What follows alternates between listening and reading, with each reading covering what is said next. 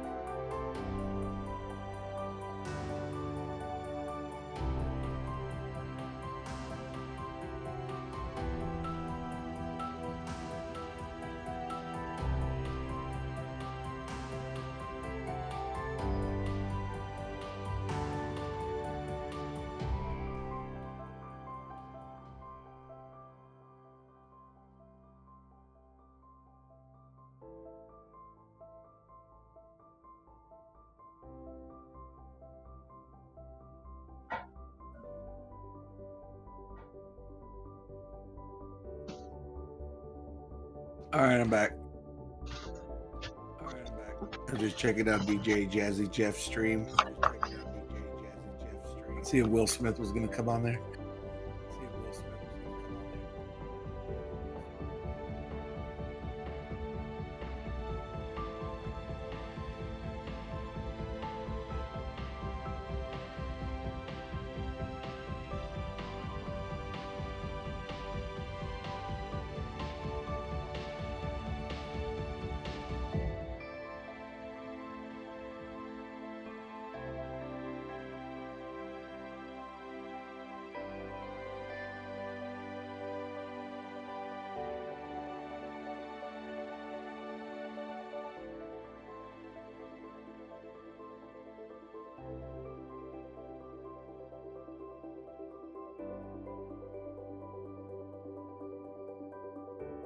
Oh yeah.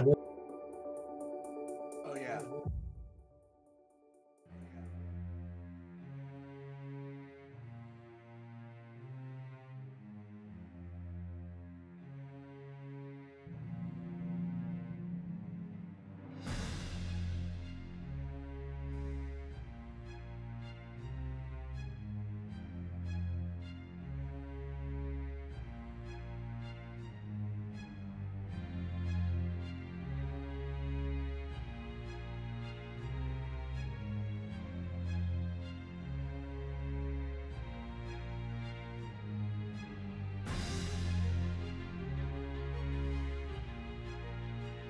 Yeah. Oh, okay, yeah. So it's got the old address. Okay, yeah. So or pointer, whatever. Oh. That was my next guess. I was going to tell you.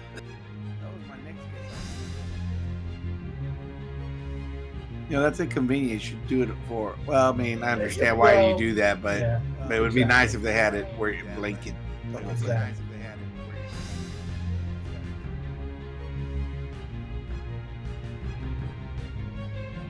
Well, at least you figured it out. That's a good thing. Yep.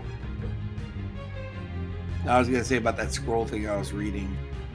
It says you can cast a scroll. Anyone can cast a scroll as long as they read the language. But it says it doesn't say, but it says you have the possibility of activating the spell. It didn't say that there's a table to activate it, but the way it worded it, it's like, okay, so is there some type of chance table or something? There is actually, you have to read like an actual spell scroll if it's a spell, because there's two different types of scrolls. There's, oh, are we live? Are we back?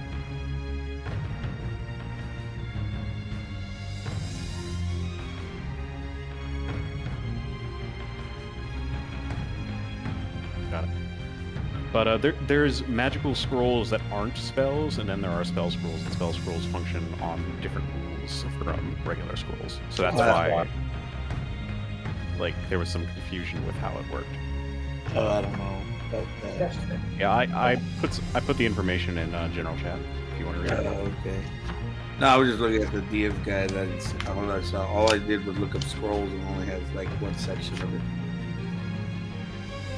Doesn't specify different types.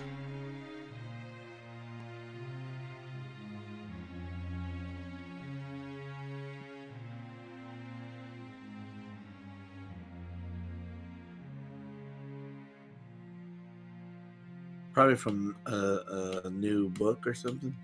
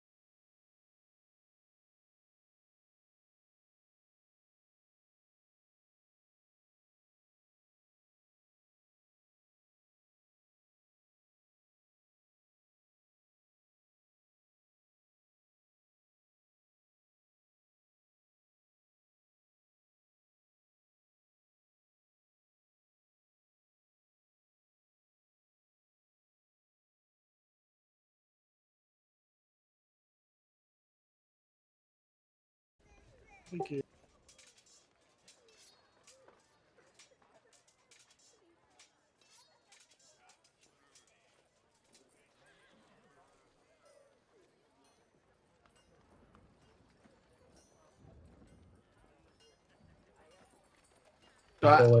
So I wasn't gonna, and then I was gonna ask if they had any enhanced crossbows,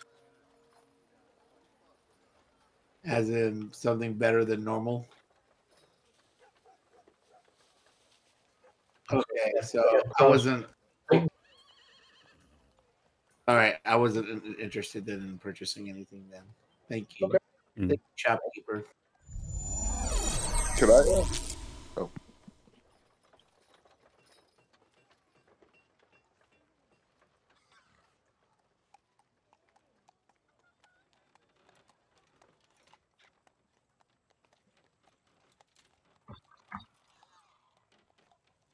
Yes.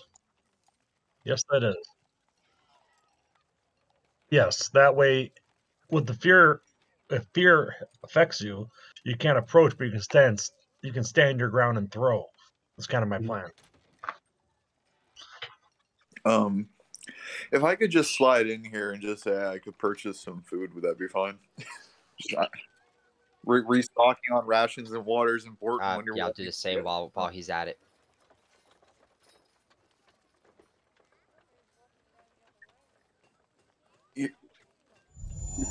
Here's my follow-up question.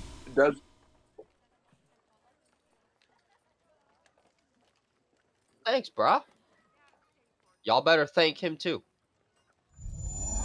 Well, if you're online.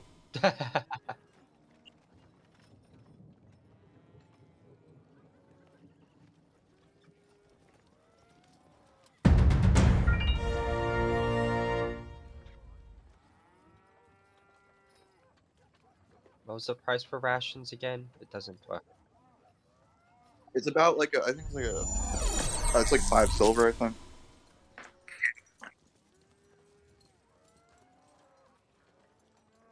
Yeah, I just checked. I can't hear you either.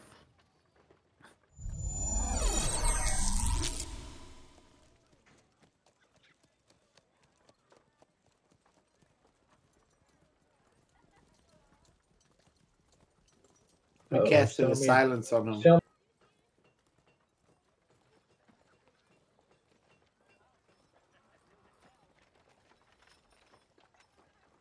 Hey Desmond, what are you doing for feeding your men? Are you still feeding them good berries every day?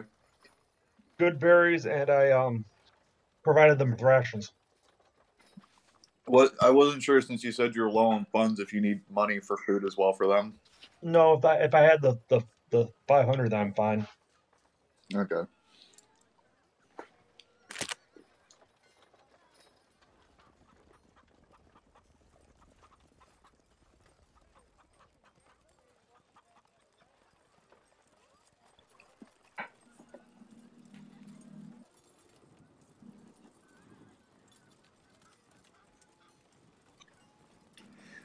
How about we have the party just discuss things since while you fix your stuff.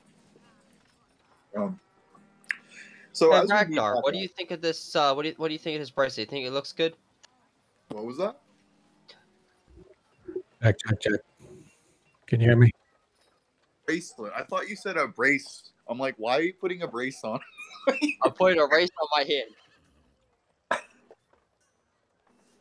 I don't know. I can feel the tacky impure silver that you use for that bracelet.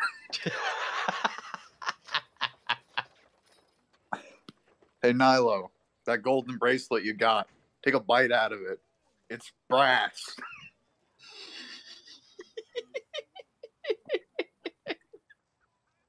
Never cease to disappoint. I aim to please. As for saying if the group meets up after collecting their shit, so we have a few things that we need to consider that we didn't consider prior. Does anyone need a refresher on why? Check. There we go. Now they can hear me out on stream, I'm sure, I hope. What would that be? Well, going back and trying to resolve this whole ghost family problem.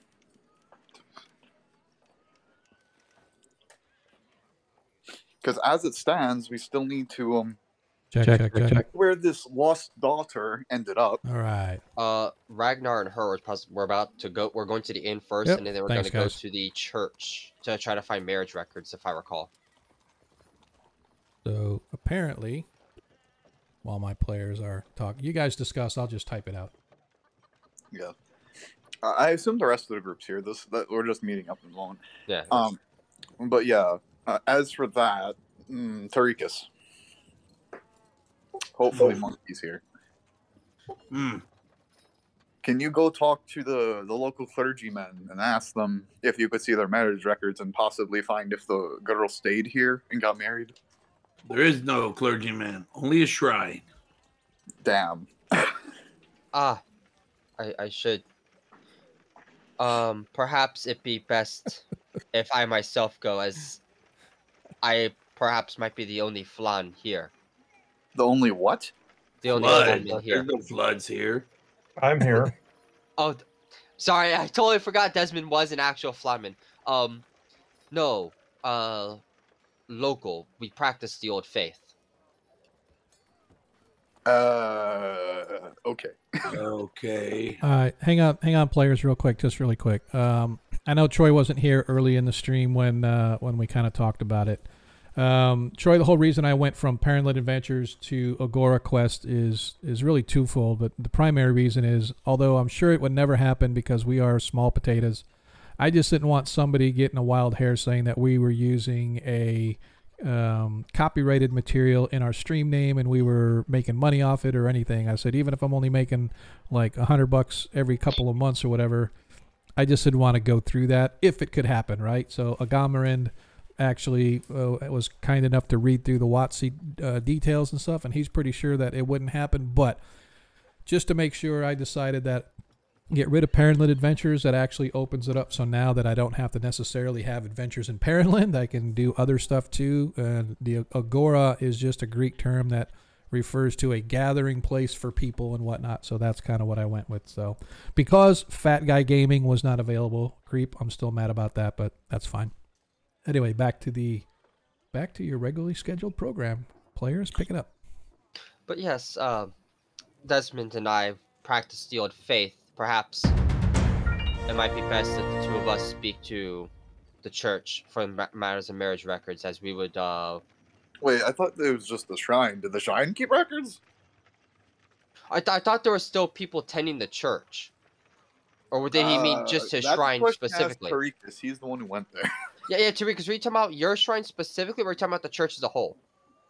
It was only a shrine. It's the only thing I found. I didn't find no clergyman. Yeah, so okay. All right, just so you guys are aware, St. Cuthbert does not fall under the Flanish deities, right? And so he is a popular deity in the world, but primarily in the Parent-Led regions and stuff is the Flanish deities. You know, Pelor, Rao, Nyril, who's the evil one, the god of death, etc. Right? But they all fall under what they call the Old Kirk, meaning the Old Church.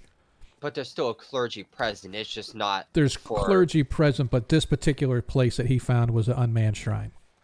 Okay, so okay, all right. He found an unmanned shrine. However, Praviskro went to the Old Kirk temple, which is a small temple comparative to some of the other ones, but it is a temple nonetheless, and he actually found clergy there. Just a shrine. A town of this size normally would have at least one individual tending to the shrine at minimum. Well, they have the old ways here, which I do not consort with. You might want to ask someone of the old ways. I don't dabble in it. Okay, so they might be in two separate locations, is what you're saying. I'm saying there might be, and there might not be. I don't know, but I have not attempted to look. Only because I will not be tempted by another's. I would never old ways in that way.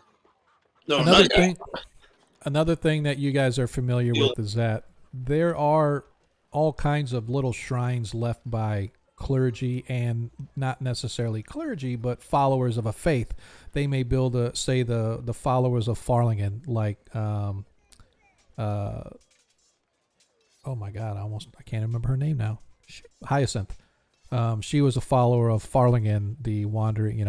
He was a wandering deity who wanders Earth, and there are a lot of roadside shrines that people build. Nobody tends to them. However, the faithful will offer their offerings there, and they actually help maintain the shrine. So it would be natural for Tarikas to find this shrine of St. Cuthbert here. Nobody's living there or manning it, but he may be one there. Oh, it's getting a little run down. Let me clean it up a little. Let me slap a coat of paint on it, et cetera, right? Just to help maintain it.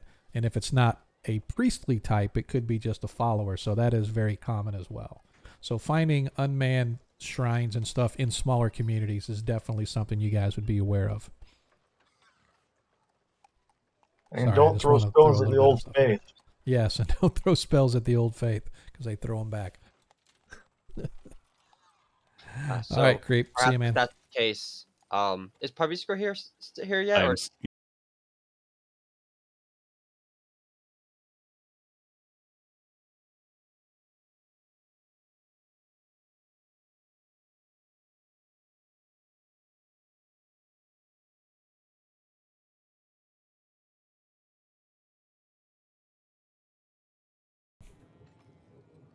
Where did you get Reconnection successful? I acquired it at the church. I was asked to make a small tariff, and I was offered a sort of discount if we are willing to do a job for them, perhaps, when we are finished with this one. He is drawing up the details of it now, so very well. We could fetch them before or after we leave. You probably organize them afterward, knowing you. Yeah, excuse me, but I don't know. I would have to know what faith this is, as I feel my allegiance to my God would prevent me from trying to aid another faith without permission or dogma. This is why I did not agree to the task just yet. I have simply asked that the request be formally written out so we can review it when we have the time. Oh, very good. It's not good to keep promises we can't guarantee to keep. Yes. Like I said, I'm pretty sure you set it up for after we're finished. That's usually how you work. Am I right?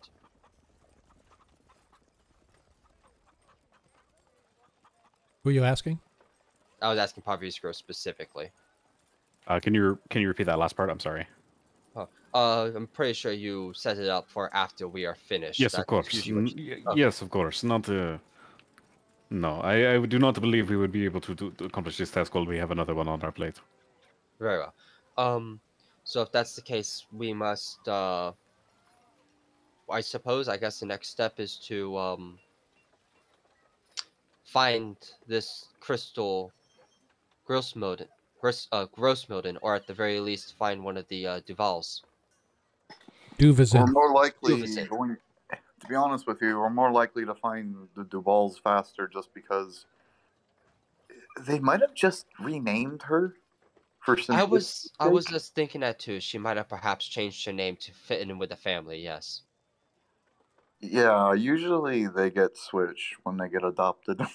Usually. But we could try to at least see if these people have people. If the family stayed here, good luck. Like I said, we should look for them here. It's only been 70 years. I'm sure the children would either have children or still most likely be still alive. Yes. So if that's the case, perhaps do we want to take the time to look at the marriage records for Crystal, or just search for the family? We could probably split up and do both.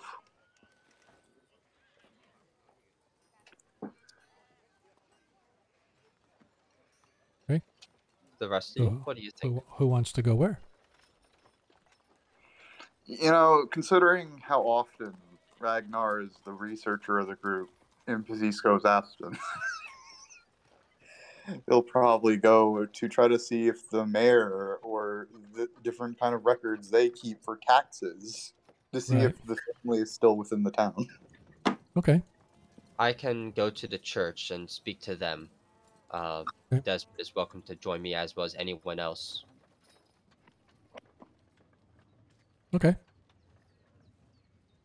So, what about Tarikas? Tarikas just going to hang out, or is Tarikas going to go with somebody? No, Trickens is gonna let everybody know that until they're ready, he's gonna go and check out the shrine again and see if it needs any upkeeping. Okay. Sounds fair. So we are going to start with Ragnar and Praviskro. As you guys work your way through town, go ahead and give me investigation checks with advantage, please. One of you roll, but with advantage. Beviskro. Sure. Please roll. He is tired of rolling the intelligence checks as a blind You man. have no idea how often they rely on me to do this with no bonus. Thank God he's back. So, a quick word with some of the different soldiers and folks around town leads you to where the spokesman's home or the spokesman's office is, and the spokesman is typically the mayor, the growth speakers, growth spokesman, etc. But you guys find yourselves in the clerical district, if you will. Albeit very small. It's actually near the garrison. There is a set of official offices that you guys find yourselves in, and asking around and letting them know what you need. It costs you 1 silver coin to be able to research records, but that silver coin's only good for an hour of research. So go ahead and one of you roll a 4-sided dice to determine how many hours of research it's going to take you guys to find what you're looking for. All right. I like it. Yeah, and my investigation doesn't modify that at all, correct? What's your investigation? Well, what's your bonus on your investigation? +6. +6? I'm proficient. Okay, so I will say that because of that, it takes half as long because of your skill at research. And so it takes you 2 full hours, so a total of 2 silver pieces. Whoever wants to pay, please take off of the books. But it takes you a couple hours as you guys research through the books, and you discover that the mayor's family, the Duzanin family, actually started a small forestry business that bloomed up into a rather sizable enterprise, and they are actually a rather well-to-do family that lives to the southwest of town, headed back toward Traft. They have basically a logging operation and a forestry operation. And in the interim, you don't find anything about Grossmilden, but you do find a name that sort of catches your eye. I forgot to open up my notes. Hang on. Once I restarted, I forgot to open. You actually find not any, like I said, no Grossmilden as far as in these books, but you do find a Crystal Duvazin married a young man whose last name was Wainwright, and apparently you don't know if they're still in town or not, but there is no indication of what they did or what they do as far as the business. So she or they might still be in town, but the Duvazin family definitely is still in town. But it was interesting. You find that instead of Crystal Grossmilden, you find a Crystal Duvazin married a young man by the name of Wainwright. So that's the extent of what you guys find. Interesting. As a player, I do not know the significance of this. So okay, so the significance of this, yep. So the significance of this is that you guys were searching for the Grossmilden family because that's the signet ring you found when you were rescuing Mina from the Caves of Silence. And the Grossmilden family were mine managers. They managed the mines in the town of Vermeilen when the mine collapsed, and all this stuff with the Meanlocks happened. one of the children by the name of Veldrin escaped apparently because he ended up managing the mines that eventually became the Caves of Silence where you guys found the ring. So apparently he escaped, and then his family was well known for being adept at managing mine operations, and he took a job at a mine near Kreistrich, this little mine that was there, and eventually became the manager of the mine. Well, something happened in that mine as well, and he ended up dying apparently, and his ghost was there. When you guys met him, he said, "Hey, I'm trying to get my ring back." And then you realize he was a ghost. You found the ring and swore to yourselves that you would get it back to his family. Got it. So Okay. when you guys came back to town in Vermeulen, in the records there you guys searched through, you discovered that the Grossmildens had a few children.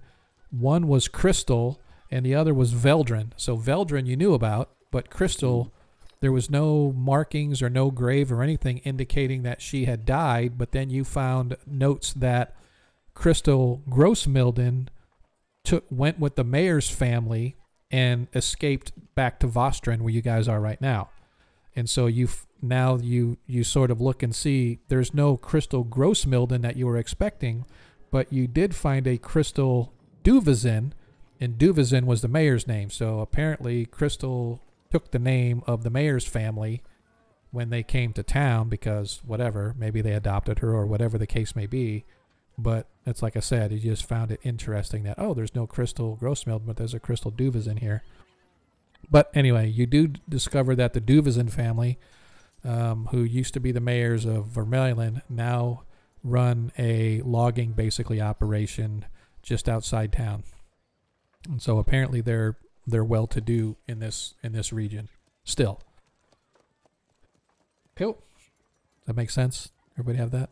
Yep, makes sense. Cool. Any other questions that we need to cover? Nope. Cool.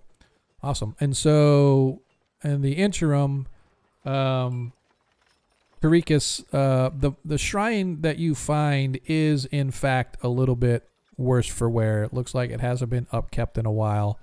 It's probably going to take you a few silver pieces to buy the materials, hammer, nails, paint, wood, whatever it may take to sort of re-energize the shrine to make it worthy of offering to St. Cuthbert, because as you came to it, it was a little bit run down, a little bit, like I said, you guys are in a Four Seasons type of a place. So, summer is hot and rainy, and spring is rainy, and winters are blizzardy and stuff. And so these things tend to need upkeep a lot. And so it's going to take you, like I said, at least 2 silver pieces to kind of bring it back to what you would say is a respectable view based on, what you think it should look like. You have to buy a bucket of bleach. Yes, a bucket of bleach and a lot of paint and stuff. So, and Desmond, you and Nilo work your way and you get back to the old kirk.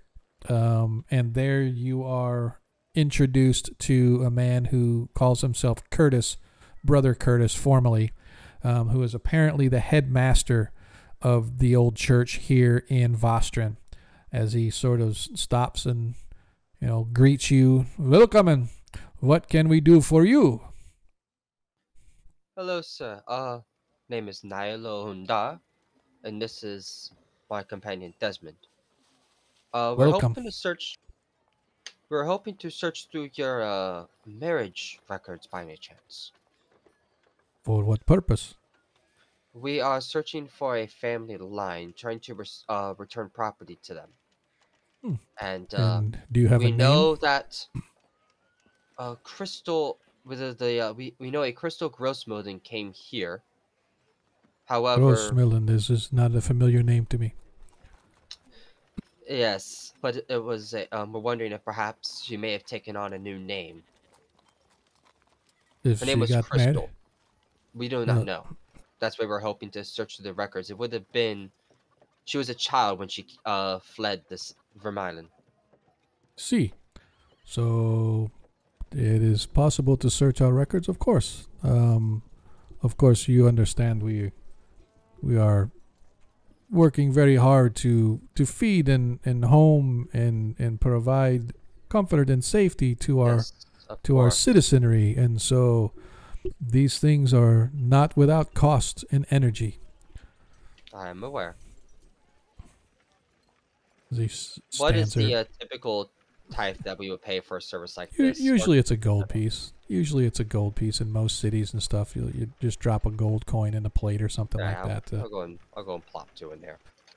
As he sort of nods to you and sends one of his acolytes to lead you to a small room with dusty shelves, with various records and tomes of pages of stuff going back as far as you can tell. Begin your search. What are we looking for? Well, first we're going to narrow down the dates to match roughly specifically about 5 years from adulthood to 5 years after adulthood, because that's I believe that's generally the time that an individual is married at this time period. Okay. And then I'm going to start searching for the name Crystal specifically, because that's a very iconic name, I feel. All right. Go ahead and give me the search. Give me an investigation with advantage, since you and Desmond are searching together. As search as you might, you find no record of anybody. My bad. I hit the wrong one by accident. It's actually an 11. Yeah, I see it. Okay. Yeah, I saw both. Yeah, you find nobody named Crystal in the records. It takes you probably about a better part of 2 hours, but you don't find. You find a bunch of different records and stuff, and it's interesting. You do find the last name Duvizin, but nothing starting with Crystal or anything like that going through. Well, since I found Duvizin, I might as well look at the records for that. Okay. Looking at the Duvizin records, you find that there is a Tavin Duvizin who married an individual whose last name is like sort of blurred and scrawled, so you can't really see what the last name is. But the first name was Arthur, but you don't see what the last name is. There is another one, though, in addition to Tavin. Hang on a second.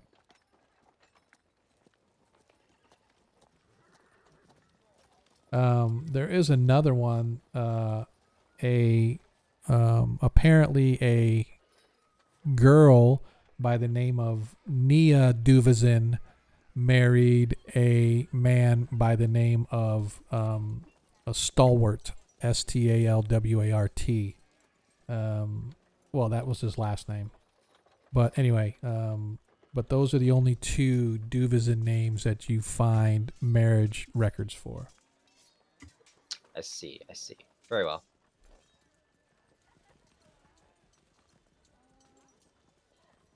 Well, looks like this was a bit of a dead end. I'm gonna jot down those names though off to the side. Okay. So again, the first one, Tavin Duvizin, married someone named Arthur, and then Nia Duvizin named someone whose last name was Stalwart.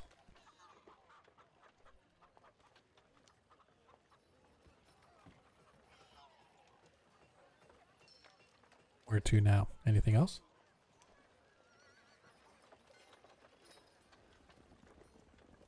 Nope. Anybody? Bueller? Sorry. No. Was Tavin married Arthur and Mia married Stalwart. Was Arthur a first name or last name? First name. Not sure about the last name. Also, roll me an intelligence check too. Both. I want separate checks. One from Desmond and one from Nilo.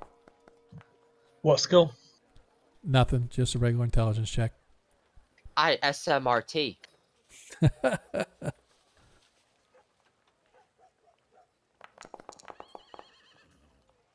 So, Desmond, as you're going through and you see the names in there, although you recognize obviously the Duvizin, you realize that Cavan Duvizin was the wife's name of the mayor of Vermeulen.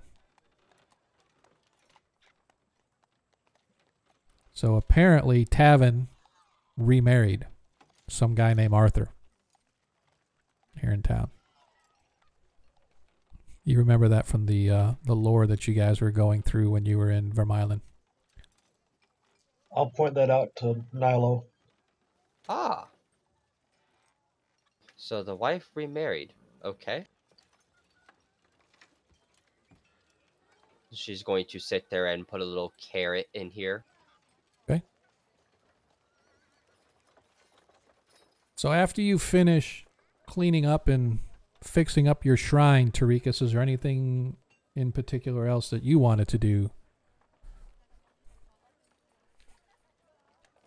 Getting a little later in the day, probably closer to 2 o'clock in the afternoon now, as you guys are all finishing up your research and you're wandering about town trying to discover and purchasing your goods, etc., etc., etc.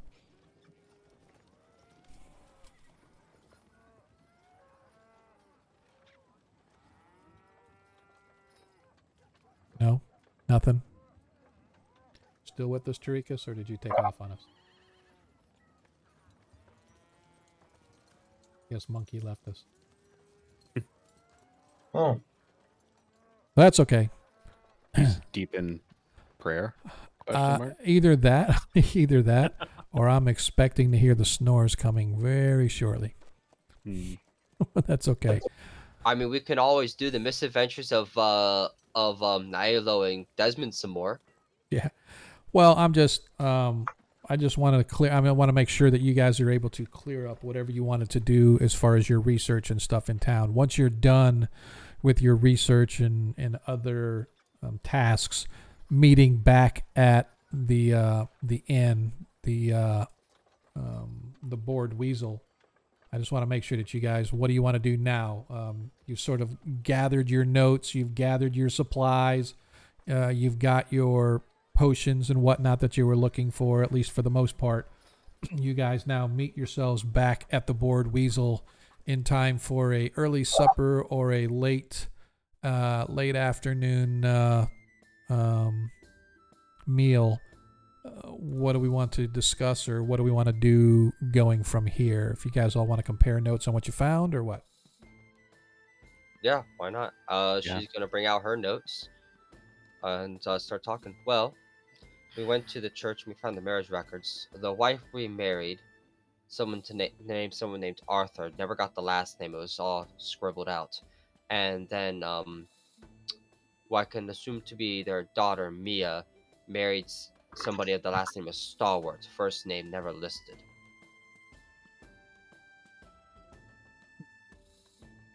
The only information we found is that they crystal by a different last name. Could you repeat that, the last name for the other crystal? Yeah, Duvizin, Duvezin, Duvezin. I thought they went by a different name in the records we found. So her last name, Grossmilden was the original name that you were looking for, but Duvizin was the name of the mayor. So the mayor and his family, or the mayor's family, fled town and came south, taking Crystal Grossmilden with them. But you found a Grossmilden Duvizin, meaning the Crystal that came down had the same last name as the mayor's family. So the assumption is that they adopted her, or she just took their last name because she was just a child when they came to town anyway. So we found a Crystal Duvizin who married another individual from town. And it is possible it is the allowed her to take the last name of the family. Well, what was this family? Do you know? Wayne. Oh, sorry. I don't know if you took the notes or not, Adam. No, I kind of. Yep, that's fine. Yep, Wainwright was the last name. Yep. Her husband was named Jacob. W-A-I-N? Yeah, W-A-I-N W-R-I-G-H-T. Jacob Wainwright. With a K, not a C. I want to make sure I didn't take the name off of our Jacob. Oh, I see. Actually, I don't. Corvus Bray, Jacob. You know. Yeah, I know. Okay. But I don't see because there's no C. That's the joke. Anyway. I got it. I'm old and, Anyway. old and slow. Missed the dad joke. I feel bad now. I missed the dad joke. Fuck. Yeah. These are the three leads we have. Which one do we want to pursue? Which one would be most efficient to pursue? I would argue the one with Wainwright. Most likely. You think it is best for us to return this ring to Crystal? I would at least return it to her. Maybe she has a piece of the clue still with her. We still don't exactly understand how the ghost managed to linger, and we don't actually know what the ring can do. I don't recall if we ever actually looked at it. You did. It was checked, and it was non-magical. Oh, okay. It was Speaking just a signet ring. Praviska, what did the chainmail do, by the way? The chainmail is for one, sturdier than your average suit of chainmail. I would give it about a 5%, more effective at protecting you. But more importantly, it also gives the wearer the ability to climb more easily. It sort of supplements your climbing ability so that you can move at a normal speed as easily as walking. That is very good. Yes, it will not allow you to, not exactly act like a spider. You cannot hang from the ceiling, or from a perfectly smooth surface, but climbing a rope, climbing a ladder, climbing a wall with any sort of footholds, that sort of thing would be much easier with this.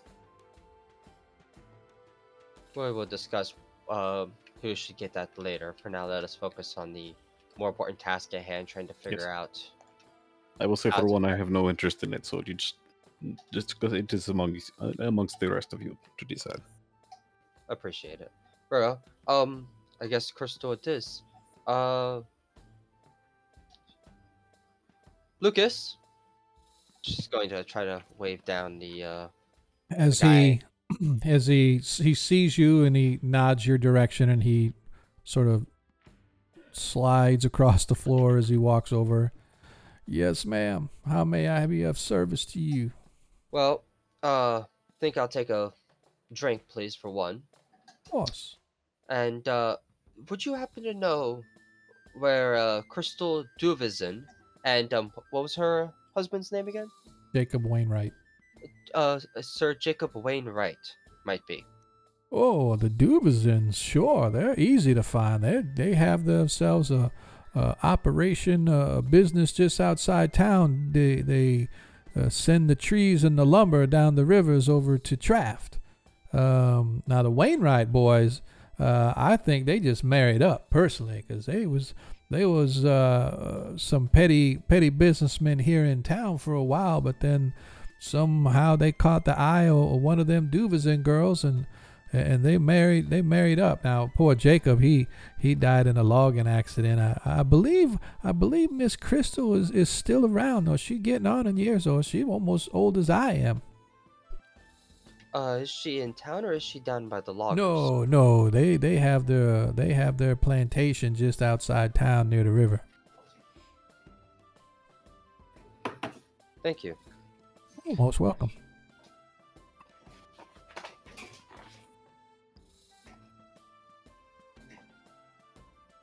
So looks to the rest.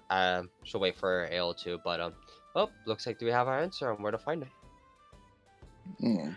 I suppose the plan is to take care of this today, and then perhaps tomorrow we venture back to the town. So, should we discuss a plan for when we venture back?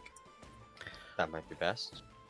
I'm still thinking the best way to do this in terms of if we need to set up for a few days, we make sure that the main house we used last time is secure.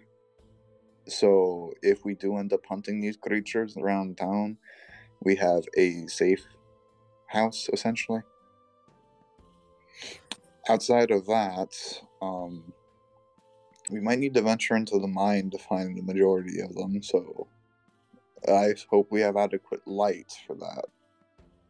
I have bought a number of torches that should hopefully help us to keep things illuminated. And as I have mentioned previously, I can, at least to 4 of us here, provide ample light that you will not cast a shadow. I too can provide light, brothers. Oh, that's good. We have the light to cover. Oh, Dorikas is here. Yeah, I've been here the whole time. Okay. Didn't realize that. I was asking questions and you weren't answering, so. Oh, I'm sorry. That's all right. We're good. Totally okay. All right. So the plan is in place. What do we want to do now? It is roughly, I'm going to say 2 o'clock. I moved it over too far, but it's roughly 2 o'clock in the afternoon. Getting a little bit later, between 2 and 3 o'clock. From your understanding, the plantation, if you will, is about an hour outside the gates to the southwest if you follow the road out of town.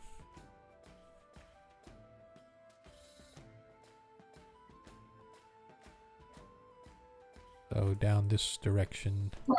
No time like the present, then. Okay. All right.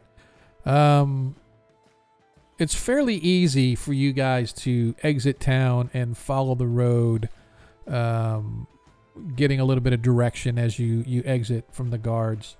About an hour of walking, mostly on a road, but it becomes to where it's more of a track, but a well-used track.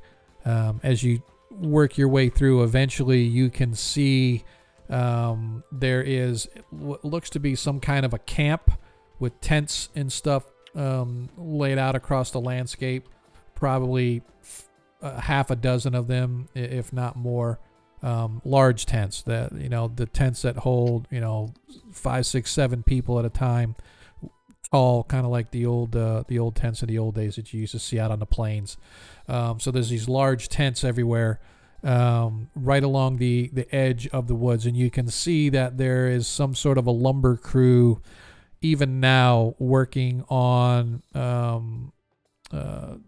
clearing out some lumber, and you hear the shouts of timber from off in the distance, and you watch as from high in the trees, the upper tops of the trees collapse and fall down to the ground as they cut them from the top and start working their way down to where they can control it better instead of having a big, huge fall. But along the way, you can see that there is a large plantation home with what looks to be a long barn for horses and whatnot. You see there's some cattle that are grazing out in the ground, on the grounds. But it looks to be just sort of like this small mini community of a logging type of a community, along with a large ranch style home that's sort of sprawled out in the middle of nowhere. And you guys find yourselves sort of walking up to the gates of this place, just like a ranch would have, like a swing gate when they've got fencing all around their property and whatnot. But you're not even 50 feet inside the gate when someone calls to your attention as a hold up there, hold up, and an individual comes riding across the property, stopping you guys, like I said, about 100 or so feet inside the gate. Human guy, horseback, looks to be sweating like he's been working or at least doing some kind of a manual labor. Hair's kind of long and sweaty looking. He sort of brushes it back off of his forehead and shakes. Young looking guy, has sort of the high cheekbones. Looks like he has a tint of elf in his ear, perhaps. You can't really tell, or maybe his ears are just a little more pointed than normal humans. But he stops. He goes, "What business do you have here? This is private property. This is private business. All visitors need to be checked in. So, who are you and what do you want?" Hello, my name is Nyolo, and we were tasked with returning lost property to a certain individual. She's changed her name, but we believe her name is Crystal Duvizin now. Nanny Crystal. You know Nanny Crystal? Yes. Well, not personally, no, but I believe she is the one we are tasked to return lost property to. Go ahead and give me a persuasion check.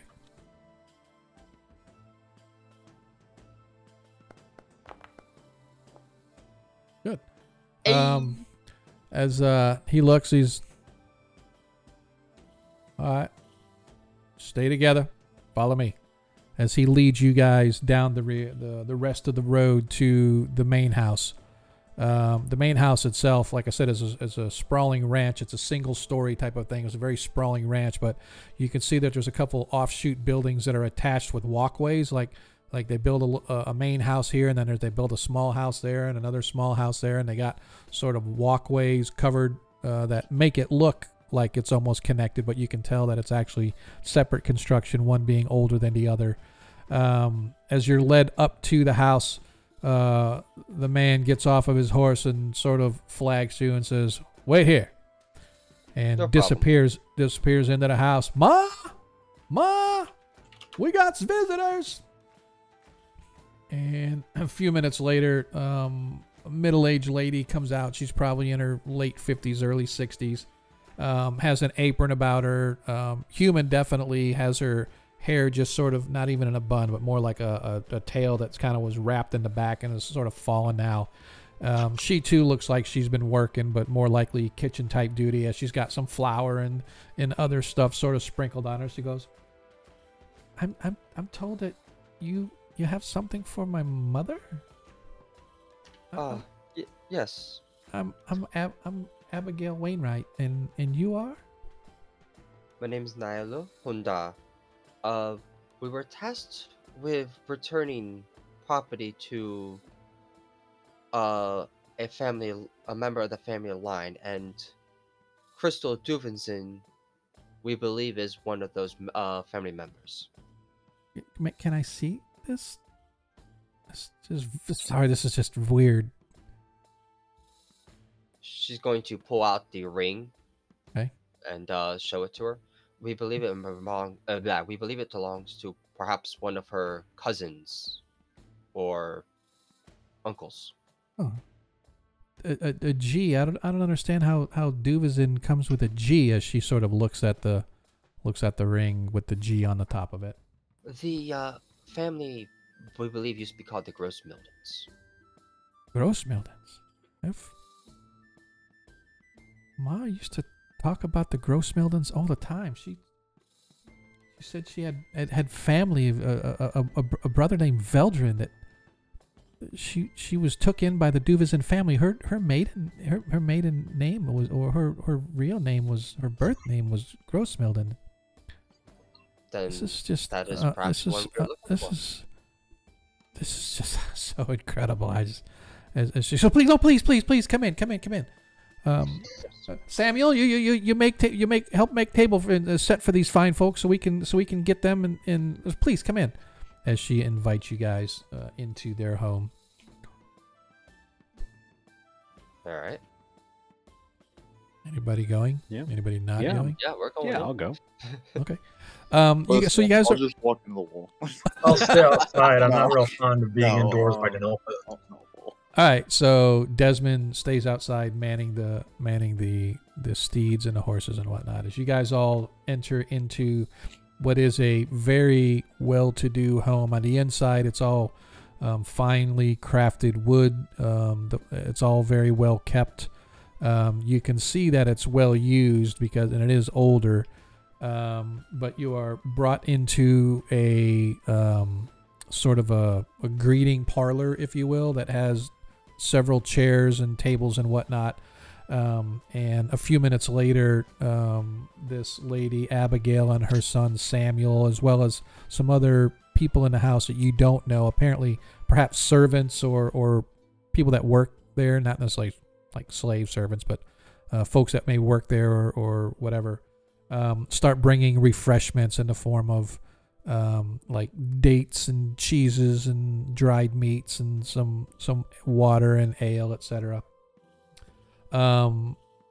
You're waiting for maybe 10 minutes or so when you hear this creaking sound, and as you look over, a old woman, probably in her late 80s, early 90s, maybe even older, very dried skin, very sort of haggard looking, dark circles, wispy white hair, very frail, being pushed in a wheelchair of some sort. It has a high back on it, and it's creaking as the wood is old and used, and the metal parts are grinding together as like chalk nails on a chalkboard as it comes across. And she's gets to the end of the table, and she's like squinting at all of you. And you heard from my brother Veltrin, I hear it. Is that a fact? Where is he? Is he alive? Is he okay? Oh. Maybe. Nyla hears the word "my brother" as her. She's an okay Nyla, talker. Just to remind you, Veldrin was like significantly older than her, even when all this happened. That's not the point. She gets even if he was alive today, she gets probably significantly sad at that, and she goes, "Well, we found his remains, and well, how do you know how he died?" We believe he died in a mine collapse. And you can just see that the frailty sort of goes away as her eyes sort of widen. She goes, That's how my daddy died too. Who'd have ever thunk the gods would take my family both the same? It's just not fair. Veldrin, you said you was gonna come back. I waited for him to come back for me, but the Duvizens, they made me go with them when we left town. Everything that was going on. Thank you for telling me that news. I'll be able to rest easier now, and knowing that he's in a better place, I guess. She's also going to pull out the ring again and present it to her. As this was with him. Her hands are shaking. You don't know if it's from nerves, excitement, fear, all the emotions running together as she reaches out and sort of grasps a hold of the ring, and she's sort of shaking it. And this was my father's. And he'd always used to say that he would leave it on his dresser whenever he went into the mines, just in case something had happened, and that he'd be able to carry that on. And Veldrin took it, and when he left, he swore to me that he would come back. He crushed my mother, but with everything that was going on, and then those things took my mama. I know people say there wasn't, but I seen them, and they drove my mama crazy. I guess it was the best that we left when we did. Thank you, young lady, for bringing this back. All of you for bringing this back to me. This is something that I never thought I would see again.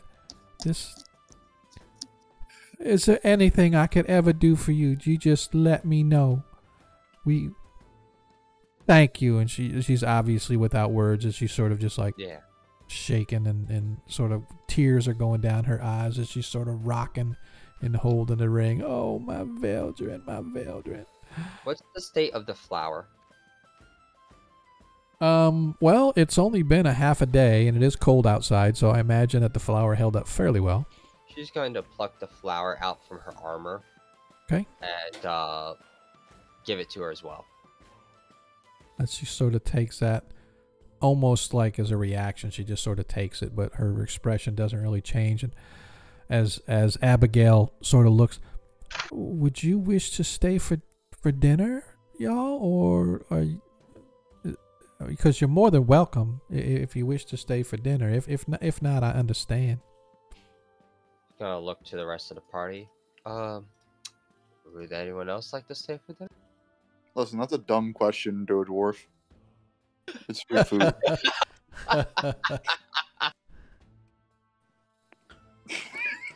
A home cooked meal would be a nice change of pace. Yeah, a hot meal is always a good change. I will go tell the others. Okay. She'll stand up and head back out. Yeah, go find Desmond who's loitering outside. Loitering my butt. I'm serving a useful purpose. It is for a useful purpose. You're feeding the horses sugar cubes. Oh wait, we don't have horses. Remember? Wait, what happened to my horse? We never got new ones. Remember? I've had one for a while. What are you talking about? Oh, did you buy one? We were in. Trap? No, we stole them all from the corpses of someone by a couple thugs that tried to kill us. A while back. Yeah. We were in the mountains and it was cold and we got hungry and desperate. Sorry. You know when you were gone for 30 minutes last session? There you go. We got hungry. No, I wasn't here for when you guys beat up the thugs. Unless these, I don't remember which horses these are. So, to be honest, I don't remember because you guys teleported to go up to. We walked back to Traff, but I don't remember us reclaiming the horses. But I wasn't there that episode either, so I don't know what happened. Yeah, no, you guys did because you guys got on the horses because it was. Us. Yeah, we took the winners to Vostrun. Yeah. Yeah, when you guys left Traff, you went to Vostrun, then you went to Kreistrich, or went to Vermeilen, and then you came back. So yeah, you guys are on horses. Did you guys double up then for the hired hands? Hey Lando, thanks for showing up, brother. Appreciate it. So, interesting fact is that actually traveling by horse, at least overland, is actually no more faster in 5th edition unless you have like multiple horses along the way. So they could have very well just traveling by sea is faster. Historically, that's the pace. How else would you travel by foot? Yeah, like the big advantage when it comes to horses is like carrying capacity and brief moments of speed, which if you you can gallop for like an hour, which will increase your speed, but that doesn't, it's not very significant. Realistically, people march and walk or travel as fast as horses because horses have to stop to rest more frequently. Exactly. I mean, yeah, it makes sense. I've just never had horses, so it's nice. Yeah. Yeah. All right. So, fast forwarding through all the festivities so that we don't have to waste precious time in the game. You guys are there. This is the faffing about stage, though. Okay. You guys want to play it? We can play it. It's up to the party if we want to faff about. Oh, if you want to banter about. I don't have any faffing to do at this point. Yeah. It's totally up to you guys what you want to do. But the food that they bring is borderline amazing, as they have a pig that they roast specifically out on the spit. They have fresh fruits. They have hot vegetables, including potatoes and sweet potatoes, as well as other starches that are going to fatten you up for the cold winter. Their drinks are worthy of dwarven praise, including the ales and the wines, as well as the fresh water that they provide for you guys. But the whole evening runs till probably 6 or 7 o'clock at night before it begins to wind down, and you find yourselves stuffed and half dozing in the smoking lounge, along with Samuel, as well as several other male individuals of various Duvizin and Wainwright names. They all seem to be part of the family, but all of them are obviously not just like manager types. You could tell based on their look and their speak and their mannerisms that these guys are used to doing a hard day's work out on the out in the woods, providing wood and other products downriver to the various communities to the south and stuff. So they are definitely into the business of the family, as you say. But like I said, it lasts till probably 7 o'clock, if not later, as the sun has well since set, as the family thanks you again and again and again for bringing at least a little bit of peace to Nanny's life, if you will, as she's getting on in years, and more she talks about her past and her family and her brother particularly. And now that she knows, at least she'll have at least a little bit of sleep, peaceful sleep at night, knowing that she doesn't have to worry about him anymore. And of course, the family heirloom is a big deal to her. So it's obviously a big deal, as she is the patriarch of the family. Or the matriarch, the matriarch of the family. But yeah, so you guys, they definitely feel that you guys did a good deed, and well done as you returned the ring that you didn't have to, but you went out of your way to do so. I think that's pretty awesome. Anything else that we wish to do before we depart for the evening and head back to town?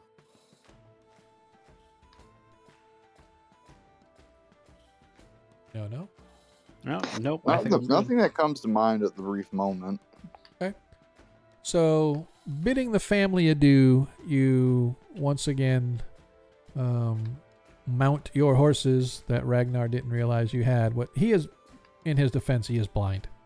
So, all the more reason why he would have smelled him. Yeah. As you guys make horses smell a lot like dwarves, so I wouldn't notice it. Oh. As you guys, not as bad as half orcs, though, I'm telling you. That's true. I can smell Nilo from a mile away. Nilo keeps herself very clean, thank you very much. She has flowers on her armor, so she obviously smells good. As you guys continue... she's got flowers on her armor. Obviously, she smells really bad, and she's trying to mask it. As you make your way back to Vostrin, by now it is well past dark, as the guards allow you through the gates, since they recognize you from before. It's about 8 o'clock, give or take. Most of the shops are closed up now. The temperature is beginning to drop significantly as a light snow begins to dust the ground, and you guys find yourselves back at the Bored Weasel. Stabling your horses, you find yourselves back in your rooms, getting yourselves a nice soft bed, nice warm bed, as the fire is blazing in the fireplaces in each of your rooms. The night passes fairly quickly. Nothing of import to note during that case, other than everybody can take a long rest if they need to. Don't forget, long rests you don't get all your hit points back. We just roll the hit die, but I don't think anybody's wounded or damaged. It's been days, so you guys should all be well healed and well rested. So yeah, if there's nothing to do that night, the day... I should say I'm going to move this along. As you wake up early in the next morning, the temperature is relatively cold. I mean, it's not like super cold. Probably in the mid to low 30s for the day, as you guys wake up and enjoy a hot breakfast of thick oatmeal, along with some toast, some butters and jams, some juices, some hot coffees or teas, depending upon what your liking is. But eventually it's time to decide, what do we want to do? It is a new day on the 13th day of Cold Even, Common Year 586, as you guys plot out for what we want to do next. I want to go back and get even with those meme locks myself, but that's what everyone is. Crap out of those locks. I am of a similar persuasion. I would like to get some more skins from them. Alrighty, it's decided. Oh yes, we need to make sure we have all of our supplies, some extra lanterns and stuff. Yes, out of curiosity, is it possible that perhaps we could be commissioned to take on this job? It's Yes. not that I do not... Originally, the garrison was going to. For some reason, Nilo denied them. I don't think the offer is off the table. However, I didn't want to take the job up without speaking with the rest of you, and we weren't ready to leave right then. I would very much like to be paid to do this. All right. So we're going to, I guess, go back to the constable in the morning, or unless it is morning, and it is morning now. It is morning now. Okay. Yes. And it is how many days? It's how many days travel to get to the village again? 3. Yeah, it's a 3 days ride back up to Vermeulen. All right, good to know. Let's go speak with the constable. Yes. Okay. Together. All right. It does not take you long to get to the constable as you're led back inside. You didn't see him before for the rest of you, but Nilo did. And you can see that he's a large fellow. Not super huge or fat, but just a large fellow, big square jaw and whatnot. He recognizes Nilo, and I think it was Ragnar was with. As he recognizes the two of you, goes, "You're back. So you have changed your mind?" Yes, sorry, I wasn't thinking because I have many things in my mind. Good. So here it is. What we have to say, okay? We will give you 100 gold pieces per man for you to clear out this town of all of its devilry and evilness.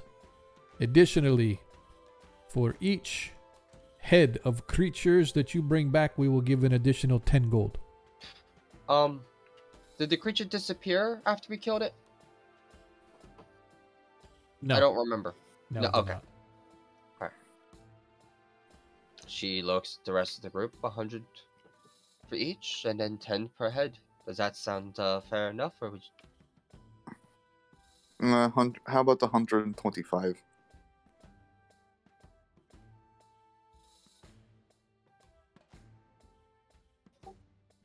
Oh, fuck. Sorry. Oh, I'm not. I ain't. Oh, so I am not muted. No, I heard that. No, you're not. I'm sorry. I was just look. It's like the shit show continues. Now my work laptop actually feeds power to a switch that I've got, and that switch goes to my light. Sean, get better gear. What's that? Get better gear. Yeah, no, I just need to figure out why it crashed, because suddenly it when my laptop crashed and restarted, it killed the power to my light. So I'm like, I just need to find just not plug into my laptop. That's what I need to do. So anyway, it's not a big deal. You can still see me, but Lando the Archmage, who got... Yeah, I was gonna ask Lando who's gets the for Monkey. Monkey gets the natural 20. So Tarikas now has 2.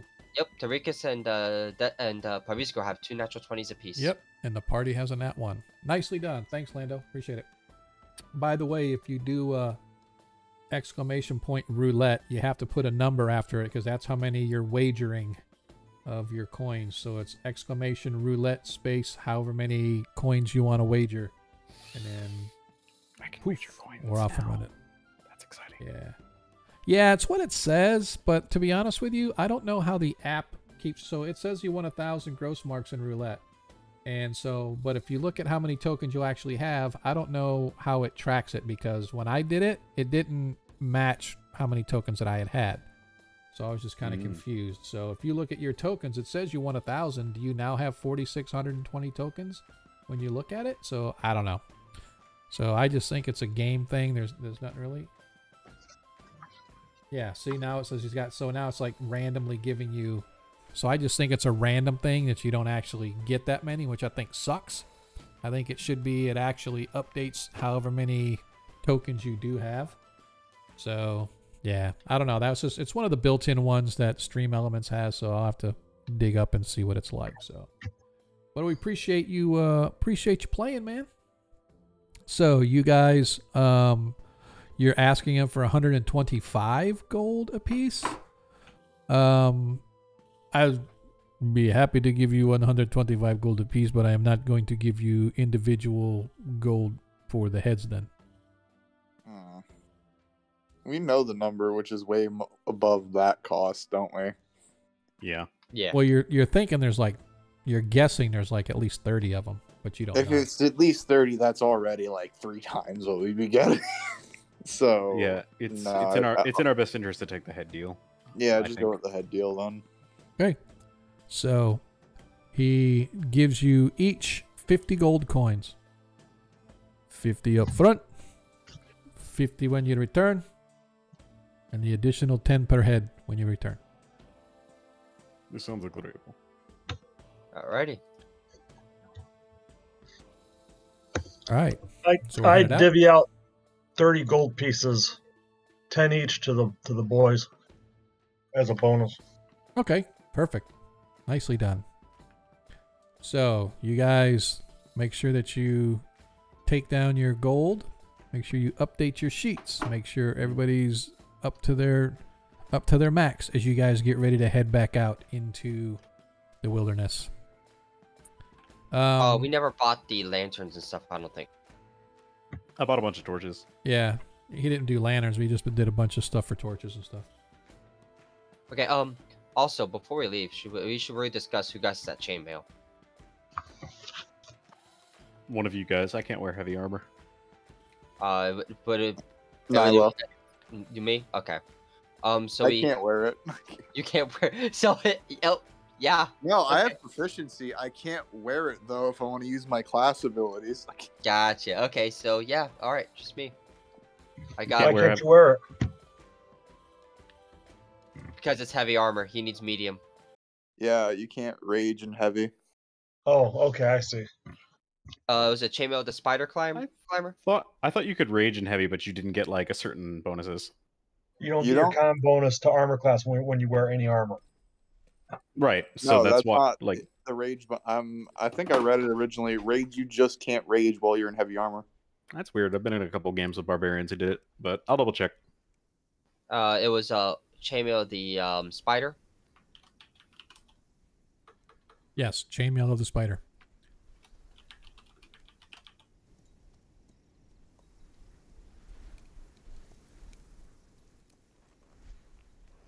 All right, we ready to go?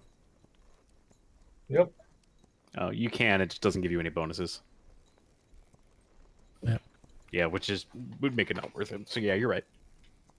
I have to. Yeah, I don't even get my resistance, so it's literally like you just can't use rage. Yeah. It doesn't say you can't use rage. It just doesn't give Yeah. you anything from rage.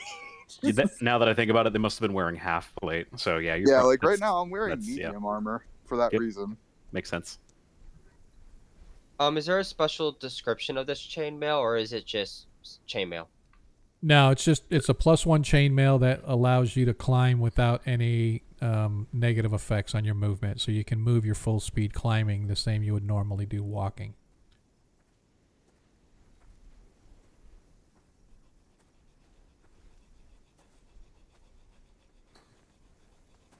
Cool. Sounds like a plan. All right. So you guys pack up your gear, grab your horses, and head out into the wilderness.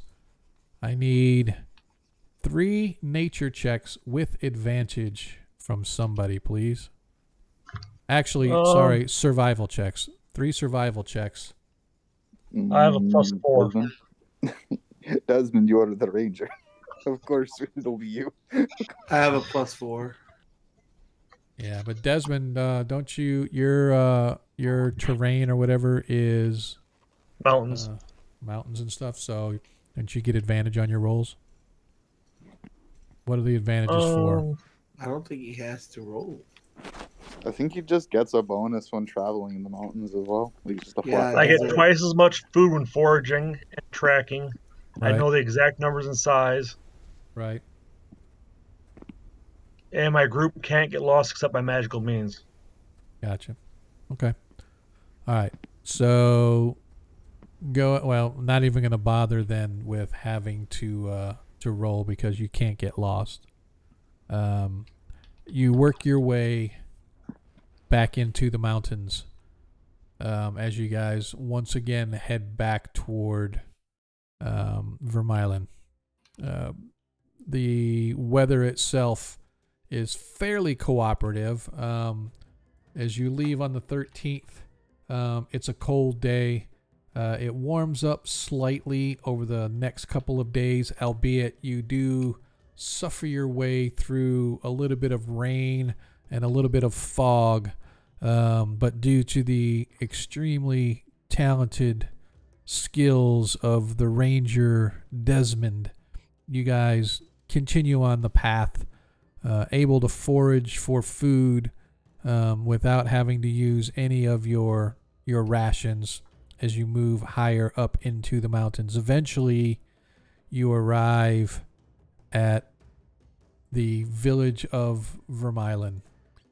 It is as if you guys had left it. I'm going to move you all down to the bottom before I activate the map. Doot-doo-doo. Doot-doo-doo.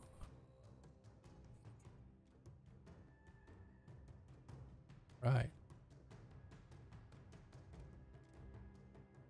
As you guys arrive in town, on the south end of town, I should say, you find yourselves looking into the haunted, sort of desolate wasteland that it was when you first left.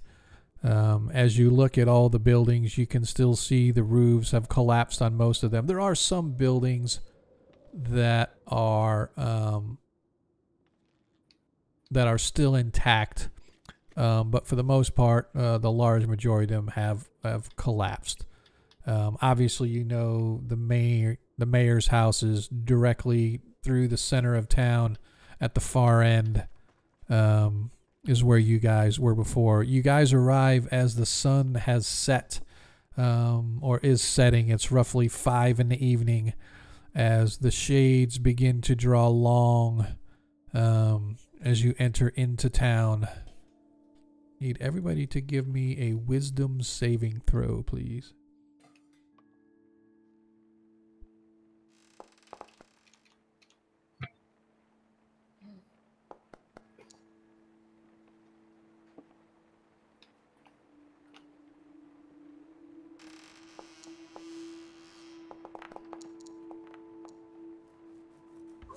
Oh, I didn't fail this time.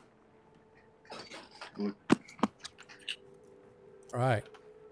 So as you guys begin to move into town, you still feel the unease of this haunted, forsaken place, as the ground is like a frozen tundra. The hard packed earth has a light dusting of snow. The plants themselves look to be emaciated and gray in tone and color, as opposed to the vibrant greens of other forest plants and that sort of thrive in the wintertime, like the evergreens and whatnot. Even those types of trees have sort of a paleness to them.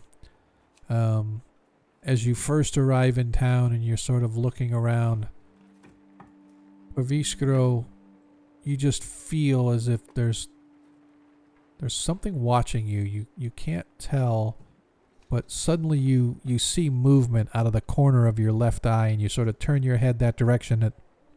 There's nothing there. Nilo as well, you feel like this prickling of unease as your spidey sense, as you may think of it, as sort of tingling as the hairs on the back of your neck. And you can suddenly feel this sort of dripping sweat begin to roll down your back underneath your armor as you remember, what transpired the last time you guys were here. The nightmares, the hauntings that were going through your mind as you were trying to sleep. But stand here you do. You can see ahead of you, as I said, most of the buildings are collapsed and partially fallen apart, but the track through town remains the same. It's a wide street that runs directly through town all the way to the far side, and on the far side you can see the twisted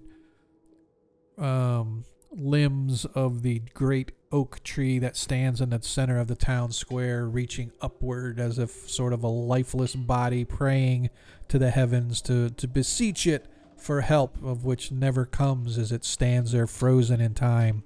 And on the back side is the mayor's house, the 2-story mansion that you guys spent that one night in not so long ago. What do we want to do?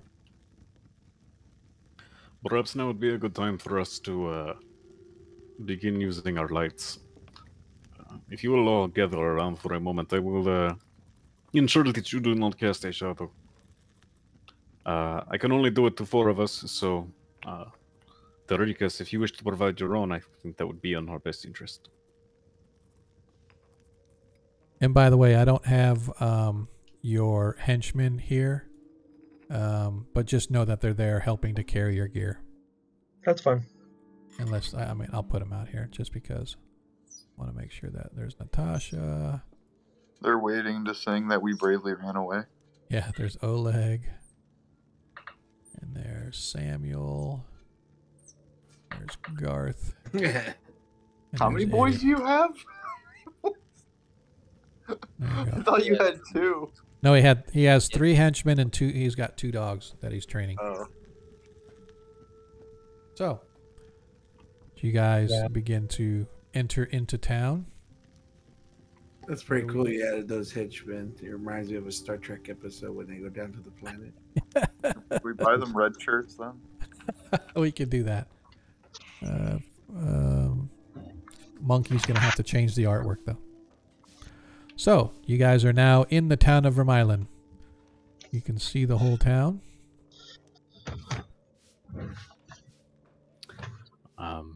With everyone's permission, I'm going to take an action for each of us to, whether it be on our belts or on our boots or some sort of item that kind of surrounds the body in a way.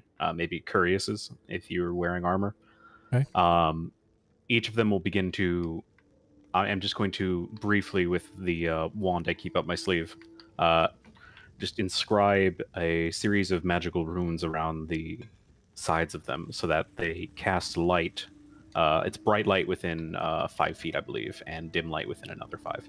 And how long does it last? Until I turn it off.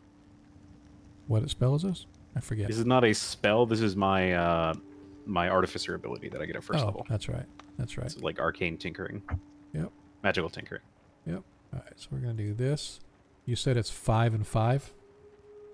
Yes. Bright light 5, dim light 5. So the idea is that like they won't cast a shadow because they're just emitting light at this point. All right. Who drew So on they my can't map? teleport directly onto us. Who drew on my map? Well, yeah, they can't teleport within 5 feet is the idea. And also, I believe you mentioned they didn't like bright light. So being next to us would probably be unpleasant for them. I casted light and it did that. Yep. I'm aware. That's pretty interesting. All right. I am just pointed at my body, but it put it on the floor. Yeah, sure. I'm just putting it on us so that we can kind of move around without having to worry about them getting. Yeah. So who all do you put it on? Myself. Hold on. Character names. I can't read. There it is. Nilo. Yeah, I have to click his name to read it. Nilo, himself, and Desmond. And he left Tarikus alone because Tarikus had his own light spell. Gotcha. Right. So the easiest way to have to carry their own torches. Yeah. The easiest way to what I'm doing now is I'm going into each one of your tokens and I'm just creating a light radius of 5 by 5, and then it'll do that for you. So like if I bring him out here, he should have. So you can see that Desmond has that little 5 with a 5 dim around him. Well, when it moves, he's probably because you can't see him because it's too far because he's on the other side of a house or something. But no, I can see him. He just didn't have any light around him. He actually technically does. Maybe I'll refresh my page. Maybe it's just a syncing issue. Yeah, I'll just leave it until you guys can see it. But if you move, you can see he's got a little bit of a halo around him. You can see it on your screen. Yeah, it's just not on yours. Okay, cool. Yeah. All right. So and that's all I did is I went in and put on the 5. All right. So as you guys, you feel that unease, especially Paviskro, you feel particularly uneasy as you're providing each one of your companions with this ability to have light about them. You keep turning your head left and right and nervously looking up and down, wondering where it's coming from, but you just have this sense that something's ready to step out of the shadows and it's going to attack you before you get your spells done, but it doesn't. We're almost winning, darling. Almost. So close. Woo! Thanks, dude. I appreciate that. So, are we going to walk through town or what are we going to do? Feel free to move about the cabin. You guys tell me where you want to go and we'll talk about what you see when you get there. I seem to remember one of us mentioning a house that we used as a the sort of... mayor's former residence. We were going to make our way towards for a camp. Okay. All right. Yeah, we used the mayor's house last time. We're going to make way there first and set it up. All right. I think that's not. I think that's probably a good idea. idea. I'm going to do this really quick. I'm going to move everybody across to the... There we are. Now we're in the middle of town instead of off to the left. I will... If our intention, however, I should say, is to illuminate an area sufficiently such that these guys cannot teleport into it, a smaller building with less rooms would be much easier. Not saying we shouldn't go to the mayor's house. I'm just putting that alternative out there. We've already cleaned the fireplaces, and we can always hide up in one of the rooms itself directly. Okay, fair enough. All right, there it is. All right, why did it not? That was weird. I am going to delete. And Dorikas, you cast light on yourself. Yeah, I should have a light aura around me. You definitely do. Yeah, I want to check to make sure. Yep. It's 30 foot bright, but what about dim? Is there a dim in a the light spell? Does the light spell? It says radius and dim light from an additional 20. Okay, so it's dim 40 feet. Yeah, that's what I thought. It's 40 feet bright. No, I always thought it was 20. What 40? No, it's 20 feet. Okay, it says no larger than. Okay, you touch an object that is no larger than 10 feet. The bright light is 20 feet radius, and dim light for an additional 20. Okay. That's 40 feet. Yep. So we just do that. There we go. Now just move Tarikas. There we go. I think that'll work. Cool. All right. So if you guys want to move your way into the... I'm going to move you back, Tariq. All right. So you guys find yourself at the entrance to town. We're heading across.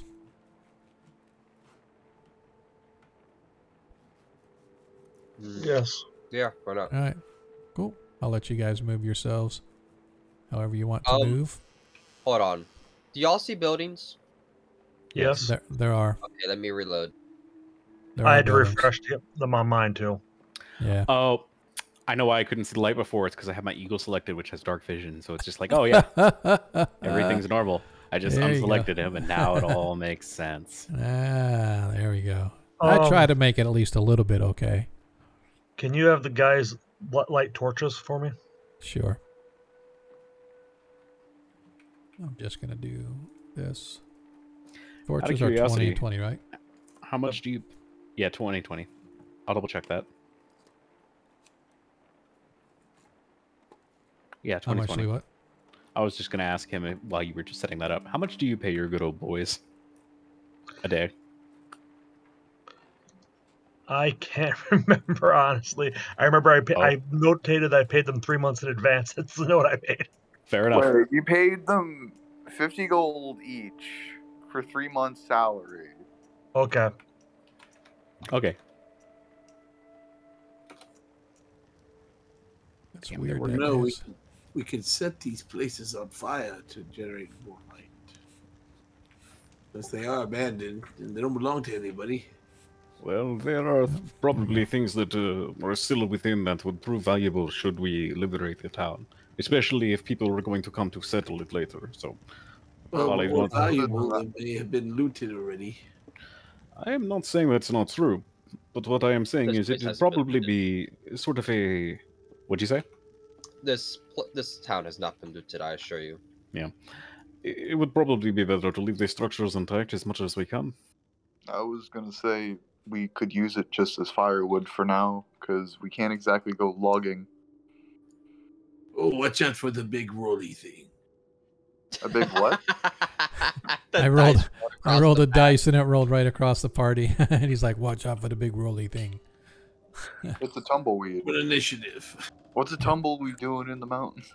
Yeah, so if You guys- They are an invasive species. Yep. You slowly work your way across town. The feeling of being watched never leaves you, as every so often, Praviskro, you swear you see something out of the corner of your eye, but as soon as you turn to look, there's nothing there. Nilo, your body is profusely sweating as you're making your way across, as you're looking at every nook and cranny, every shadow that may be... Wow, how'd that happen? Oh, that's why. I'm going to tell my party to keep their distance from me. And I'm Yeah. going to go, "Aida!" and cast Word of Radiance every 5 feet. Word of Radiance every 5 feet? Or every other 5 feet. So you're going to So- take 6 seconds to walk every 5 foot? Yeah, but I'm feeling every time I feel like somebody's watching me, I'm going to cast it, yeah.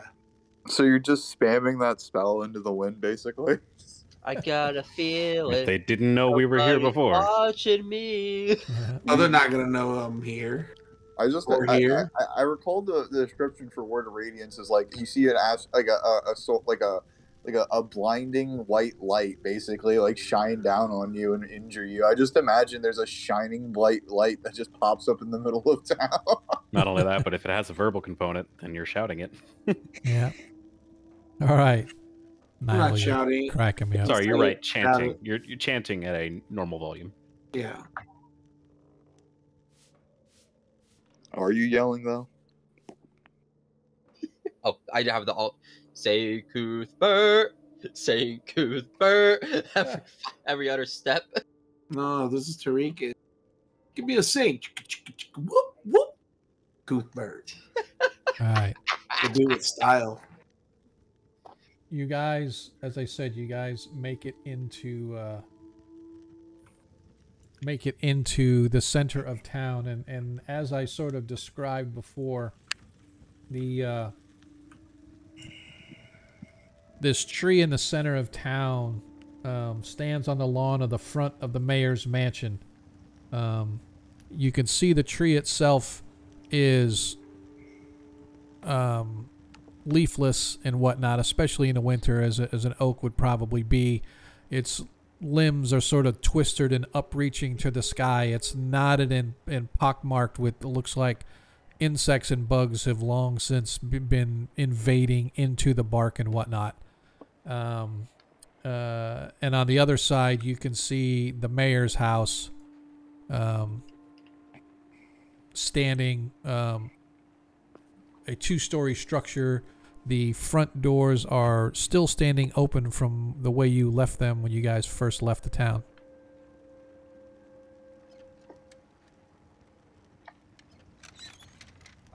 We should stop to look for that necklace real quick while we're at this tree.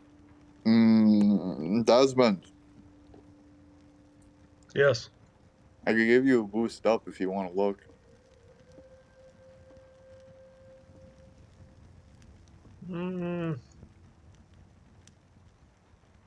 Okay. Okay. Go ahead and give me a investigation check with advantage.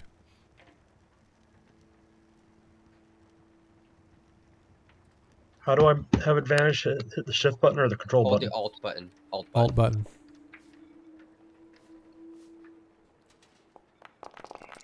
What the Or fuck? you can roll it like 50 times. I Why'd clicked you one roll it time. so much? That's hilarious.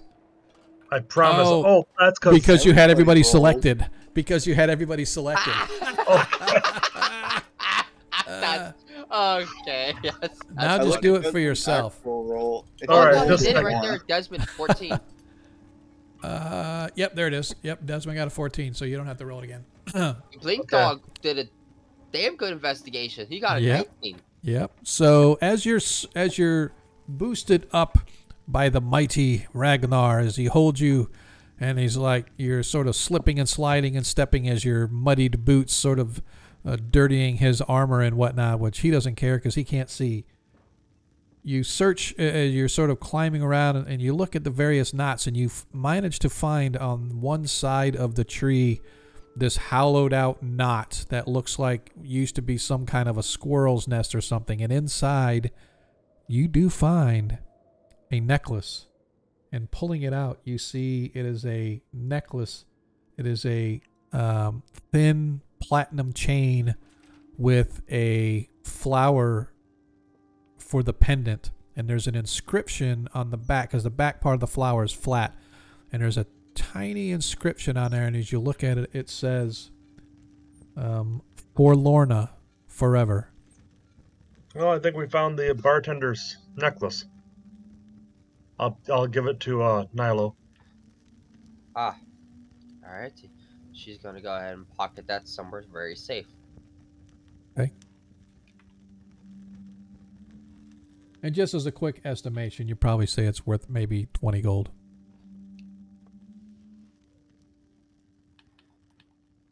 You could fence it.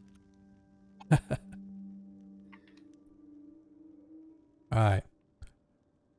As you guys sort of find yourself standing in the center of town, as I said before, there are other buildings in here besides the mayor's house. There are actually a couple of buildings right over here. There's one, and there's one right behind it.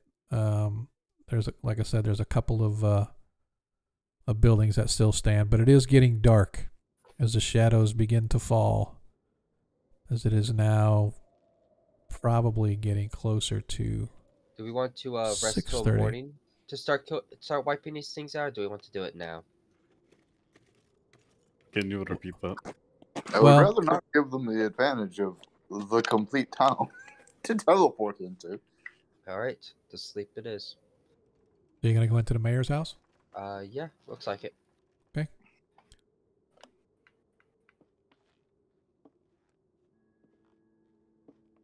You guys once again find yourselves inside the mayor's house as you light up the interior to help prevent and provide any light and prevent any shadow from permeating any corner of this place. Takes you a little while to do so, give or take a couple of hours to investigate to make sure the place is clear. It appears it is. Do you guys just want to rest for the evening and then start? Nilo is running around investigating everything. It's like, what are you doing? I'm exercising my fingers. Gotcha. I would like to specify that if we are going to rest for the evening, I am going to place a series of alarm spells on all of the entrances. Okay. Or rather, this area is not that large, actually, is it? Not really, I could no. probably just do it to the whole house. You know, given we have a few. What's the range of alarm? 20-foot cubes. Okay. And I can have as many up as I want every 10 minutes. Yeah. Basically, I place a new one. So I could probably alarm the entire house. Because from what I see on the map and from what I saw earlier, it looked, it's not the biggest thing in the world. No, it's like, what, 10, 20, 30, 40, about 70 feet wide by 60 feet north-south, give or take, plus 2 stories, though. Okay, and since the alarms are 20-foot cubes, they go up 20 feet as well. So I could probably just do, what is that, 3x4? Give or take, yeah. Yeah. Something like that. So, an hour and 20 minutes. I'll have the whole place alarmed, and then we can sleep easy because they'll last basically our whole rest. All right. Yeah. So by the time you get all of your alarms set, it's roughly 10 o'clock at night as you guys all settle in for the evening. Sounds good. They don't have to be loud. You can have them just mental. Nope. I intend to have them just be mental. That way, only I will be aware that an alarm has been triggered, and I can wake up companions, of course. Okay. Now, as you go to sleep, I'm gonna cast light on my shield. Okay. And let How it long does light light last? That's only a little bit, right? forever, I think. It's like an hour, I think. Yeah, light spell's only like an hour. Let me look it up. Yeah, you need the second continual level. light. Continual light goes forever, but light only goes for about an hour or so. Same as a torch and whatnot. All right, so I need everybody for tonight.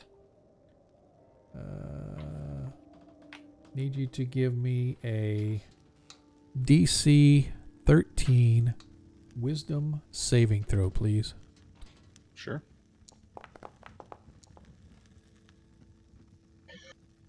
I don't know why, but every time someone rolls, the game lags like super hard. It's this +1 14. Yep.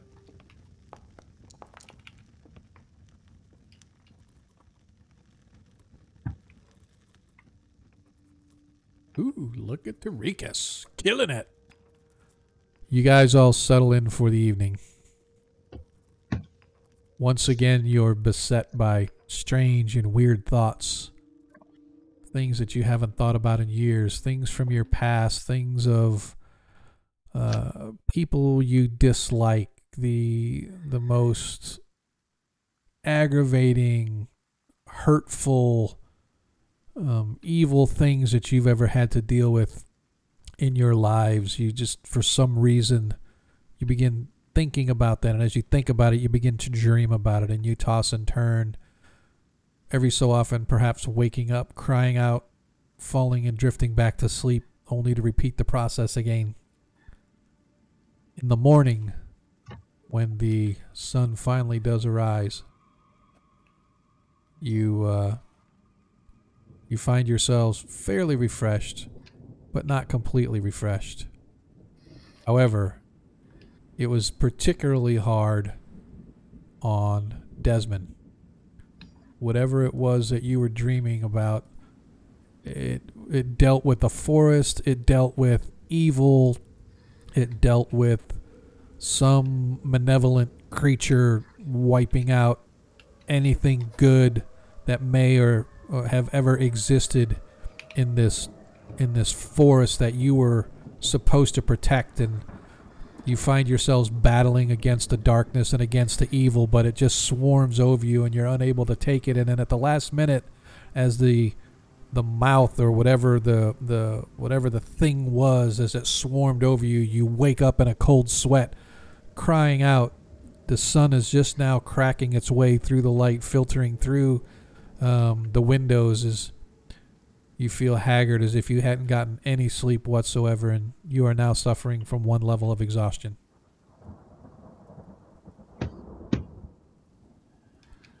By the way, everybody double check their token, because like on Paviskro, I actually had you at 2 levels of exhaustion from last game, but I never undid it. If you don't know where it's at, again, if you open up your character sheet, it's right there by death saving throws on the right hand side. You'll see, you just click in the block and then type whatever it is. It's weird that they put it in there, but it doesn't let you, it doesn't do anything, right? So you have to remember you got those levels of exhaustion. It doesn't affect your attack rolls or anything like it normally would if you had exhaustion and stuff. So, but anyway, you guys go ahead. No, I was going to examine who got the level of exhaustion? Desmond. I'm gonna examine Desmond to see if my spells might be able to undo the level of exhaustion. What spell?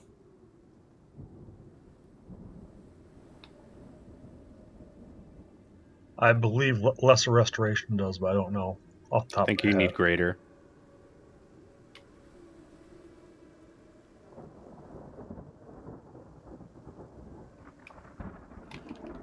I'm not 100% sure. Looking. Yeah, it says you can touch a creature and end one disease or one condition affecting it. The condition can be blinded, deafened, paralyzed, or poisoned. So I don't think.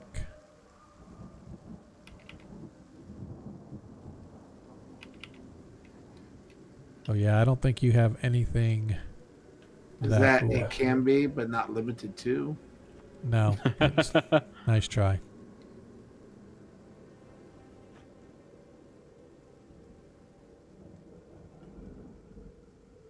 I'm gonna have to find out where you get some of these spells from, dude. What books are these coming from? What spells? Like, for example, Jeshuo's Deflecting Palm. I've never even heard of that. That's something that's actually that's a homebrew thing for one of my games. Someone must have homebrew enabled or must be searching. Yep, that's why. That's one of my creations. I was gonna say because there's a couple of them in there. Hand? Yeah, that's what I was saying. There's a couple. I'm gonna have to go through and make sure that is. Yeah, fixed. make sure you. If there's always check the sources for a spell because we are content sharing on here. You'll be able to see anything anyone has made for one of their games. Yep. And I have a lot of creations. Yeah, and that's one thing I don't like is I think content sharing. I could see if it's homebrew, it should be my homebrew. It shouldn't be homebrew from somebody else. You know. So. If you turn homebrew off on your character when you're editing them, you won't see those options. Right. Which would be my recommendation. Yeah, exactly. So. But I think it just automatically pulled it in because it's clerical or something like that. But we'll get it fixed. Not a big deal. We're good. All right. So we've discovered that, unfortunately, you don't have anything that can help him, at least for right now. But you guys find yourselves, as I said, in this sort of eerie little town. It is early morning, 8-ish or so o'clock. What do we want to do? Well, we encountered the other ones last time going upstairs. Do we want to go upstairs, see if they have repopulated, or do we want to go back out and look for them elsewhere?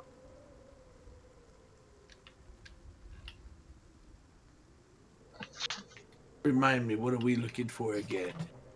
Mean locks. What mean was little that? bastards. Knox? Mean locks. Mean locks. Hold on, let me see if I can do something.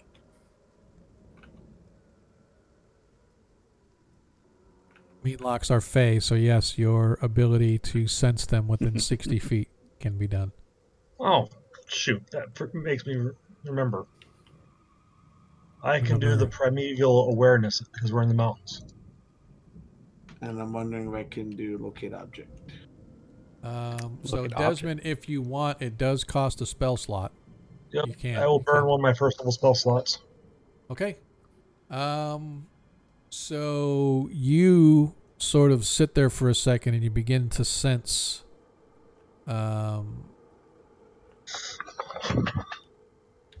you definitely feel that there is a presence of fey creatures in this valley somewhere.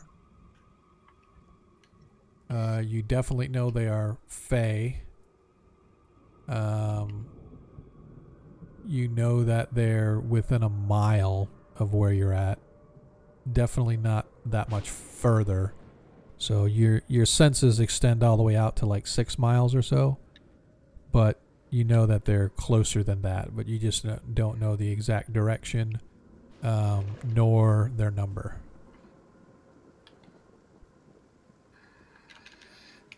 So I'm wondering if I can locate them with locate object. No. Now, locate object is you have to do a specific object, right? So it's like, for example, if you were looking for the necklace and you wanted to try to find where it was and stuff like that. Anyway, it's has to be with like was it 1,000 feet or something like that, give or take? I think that's what I just read. So, yeah, locate object is specifically for an object. So, where to now? Burning daylight. Okay. They're in this valley. We know that. We think they probably came from the mines. Let's head to the mines, actually. Okay. So, what did is the sense fey from Tarikas, is that limited uses, or is that a cantrip? I don't. I think it's a feature he's got, right? Looking. Yeah. Maybe not. Might have been a spell. Maybe it was Desmond that I was thinking did it. Maybe it wasn't. Tarikas did one too. I know Tarikas had an ability to detect good and evil. That's what it was. Oh, that's what it was. Yeah, it was a spell. Yep. For the duration, you know if there's an aberration, celestial, elemental, fey, fiend, or undead within 30 feet, as well as where the creature is located. So he can tell if there's something within 30 feet, but he can't. Yeah. So and what does Desmond's do? Is it 60 foot? Desmond's is 6 1 mile. miles in the mountains. Normally a mile, 6 miles within his favored terrain. So what the difference is that Tarikas, once he casts a spell, if it's within 30 feet, he'll know where it's at. Yeah. So that's is he allowed to find? I think it's 10 minutes long. Is Desmond capable of fine tuning that into a closer No. range? No. Okay. I had to walk around with it for 10 minutes before it went. Yeah. out. So Tarikas should save his detect good and evil until we're actually searching for them, since we have no clue where to even search to begin with, except over here somewhere. Where did we encounter them last? In here in the house. You guys went. House. Yeah, you guys went upstairs into the library, and you were attacked by one of the creatures up there. But that's the only one you guys have found. Got it. Based on the notes, the party felt it would probably make sense that they check the mines because the Meanlocks are attracted to fear and stuff like that, and so obviously the collapsing of the mine would have brought that about, and so that's why the party thought. And what the concern was is that Meanlocks turn humans into other Meanlocks, and if there were 30 miners trapped, potentially there are 30 Meanlocks down there. Fair enough. I suppose we should probably investigate the mines then. That sounds like a good course of action. Yep. Down we go. Dun, dun, dun, dun. Dun dun dun dun dun. Yep. So you guys head back out into town just for a moment so that I can show you guys where you're going.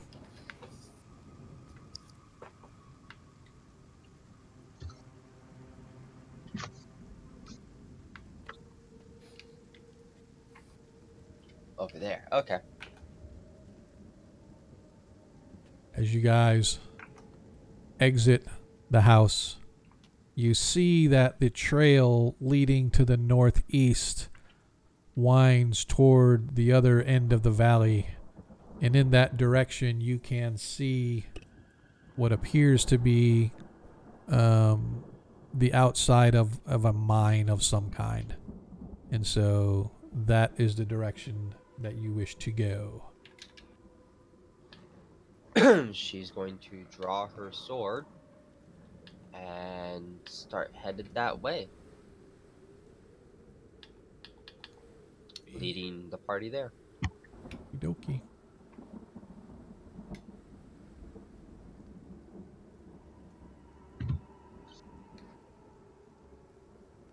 Going to get these guys over here. Now you guys probably can't see right now, but I'm going to. That's what sucks is I guess I should have done it on your. So the light spell only lasts an hour, so it's no longer there. So right now, Tarikas doesn't have light yet. Looks like it got it on the dwarf. Well, he's got blind sight anyway. Tarikas, I'm gonna cast it. Okay. It's what, a cantrip for you, or is this level 1 spell? Cantrip. It's cantrip. We have a limited number of those, but you know, it's pretty good. I picked it because I'm human, so.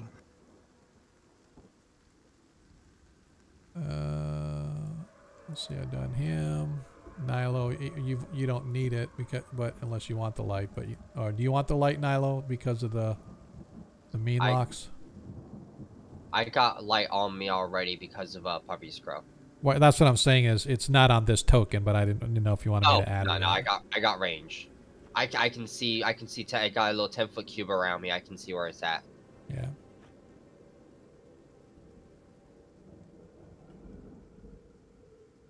I'm just making sure that we have the light. All right.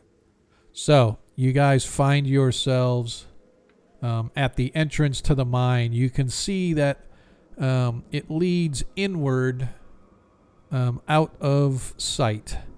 I just need to know, by the way, the dogs and the henchmen stay outside, right? Is that correct? I just want to make sure, Desmond. Okay. You guys, I just need to know what order we want to go in. You can go side by side or one at a time. I just want to know what order we're going in. I'll try to keep... I'll go in front, spacing my guys out behind me. That's what I'm saying. Are your guys going to stay out of the mine? Yeah. Yeah, I was going to say, so you don't even have to worry about your guys. I was just going to keep them outside the mine. Yep, that's perfect. Let I'll be in the middle. Yeah, let the sword and board go in first. All right, so Desmond is first, Tarikas is second. Who's next? Did I not go through? What's that? I feel unless you want Nilo on the rear, she should be toward the front. Totally up to what you guys want. I just want to know a party order so I can get this thing going. What do you got? Desmond's up front, obviously, because he was the tracker, so I assume he put I'll go himself behind up front. Desmond. Someone needs to carry him if he gets wounded. All right. Thanks. So who's after Ragnar? Nilo. Again, Nilo you guys can go. You guys can go side by side. It's 10 foot wide. It's not like you have to go one at a time. If you want to go side by side, you can. But I was just putting you one at a time because you guys aren't giving me your order. Yeah, I'm in the middle. Okay, I'll go and bring up the rear then. Since the heavy armor's up front, I'll put the other heavy armor in the back. A V-scroll where you want to drop in the map or drop in? Just in between and just right in the middle. Okay. All right. All right. So currently the order that I've got here is Desmond's for you guys are going single file. Desmond, Ragnar, Garikas, Paviskro, and bringing up the rear is Nilo, and of course you've got your two familiars with you. It takes you guys, you know, the first 100 feet or so are fairly well worn and cold, but as you get in, the darkness begins to overtake everything. Fortunately, Desmond, you have at least a little bit of eyesight that you can see. We'll go ahead and can you guys see the? Can you see yourselves on the map at least? I'm not on that map. I'm still in town. Yeah. Yeah, me too. Oh. Oops, my bad. Have it set up That's because I forgot to activate you guys. Haha. There we go. Now we're here. I'm going to light one of my staked torches. All right, so I'm going to try this to make sure it works. We're going to toggle a torch, and poof. There we go. You have a torch toggled. Thank you. Yep.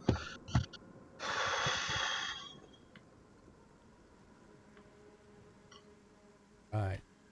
Let me go ahead and give a little brief description here as you guys are entering into the mines, if I can find out where it is. So, a gaping hole in the mountainside just to the northeast of the village marks the entrance to this mine. Several carts sit outside this cavern. One you can see is filled with rock and dirt that has been pulled from the mine. Others are piled with large beams of wood. New supports, obviously, that were never installed after the collapse.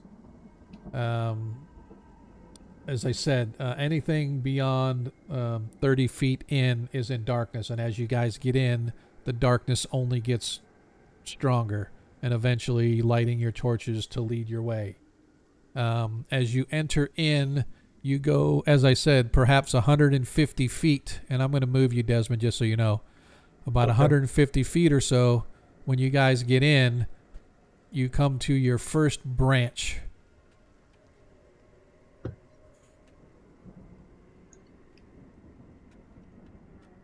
and you can see that a main branch goes to your left, and to your right is another smaller branch, as you can see.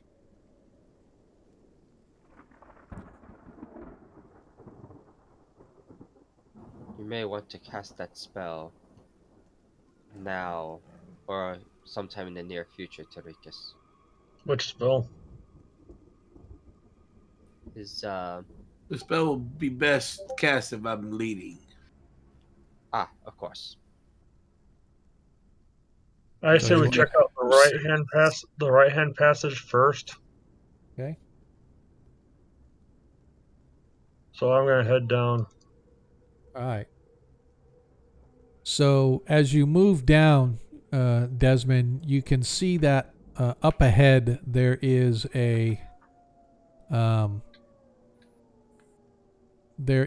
what looks to be some sort of a cavern. And as you get closer, you can see that the tunnel ends in a small chamber that holds many old worn picks, rusty shovels, as well as a couple of hand carts filled with debris and rags. What is your passive perception? Mine is should be 14, I think. Yes. Okay. As you start to get right to the entrance to the mouth of it, you hear a squeaking sound, and you stop. And glancing up, the reflection of the light just barely shows that the roof overhead is about 20 feet up, and you can see that it is completely filled with swarms of bats lining the entire ceiling. I'm going to... Is the floor littered in guano then? Yes, yeah, you can see that there is guano on the floor as well.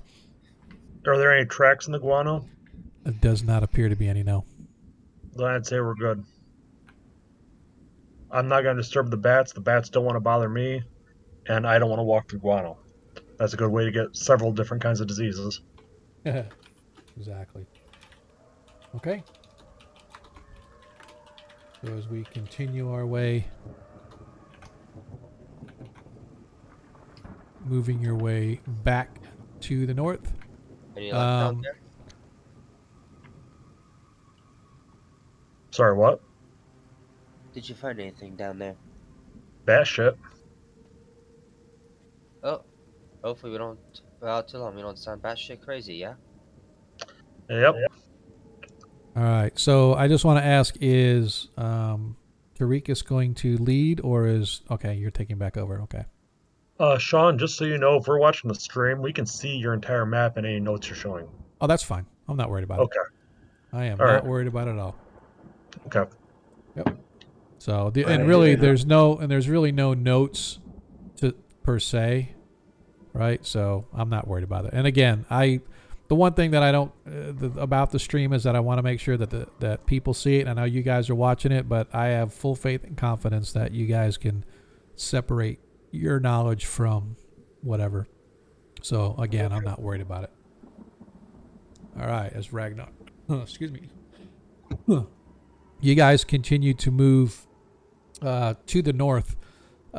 You get to right about here, and you see there's a branch, a smaller branch off to your left, while the main branch continues up ahead.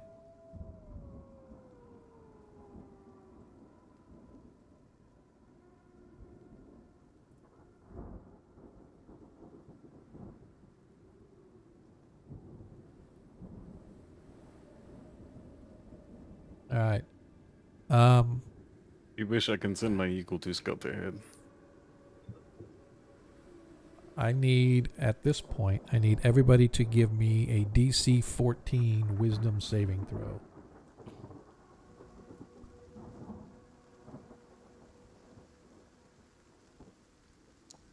Where do I roll saves on this character sheet? So all you have to do is you double click on your sheet, and if you click on the word strength, dexterity, whatever, it'll ask you, do you want to do a save or just whatever? Thank you. And how do I turn the 3D dice rolling off? It's buggy as hell on my screen.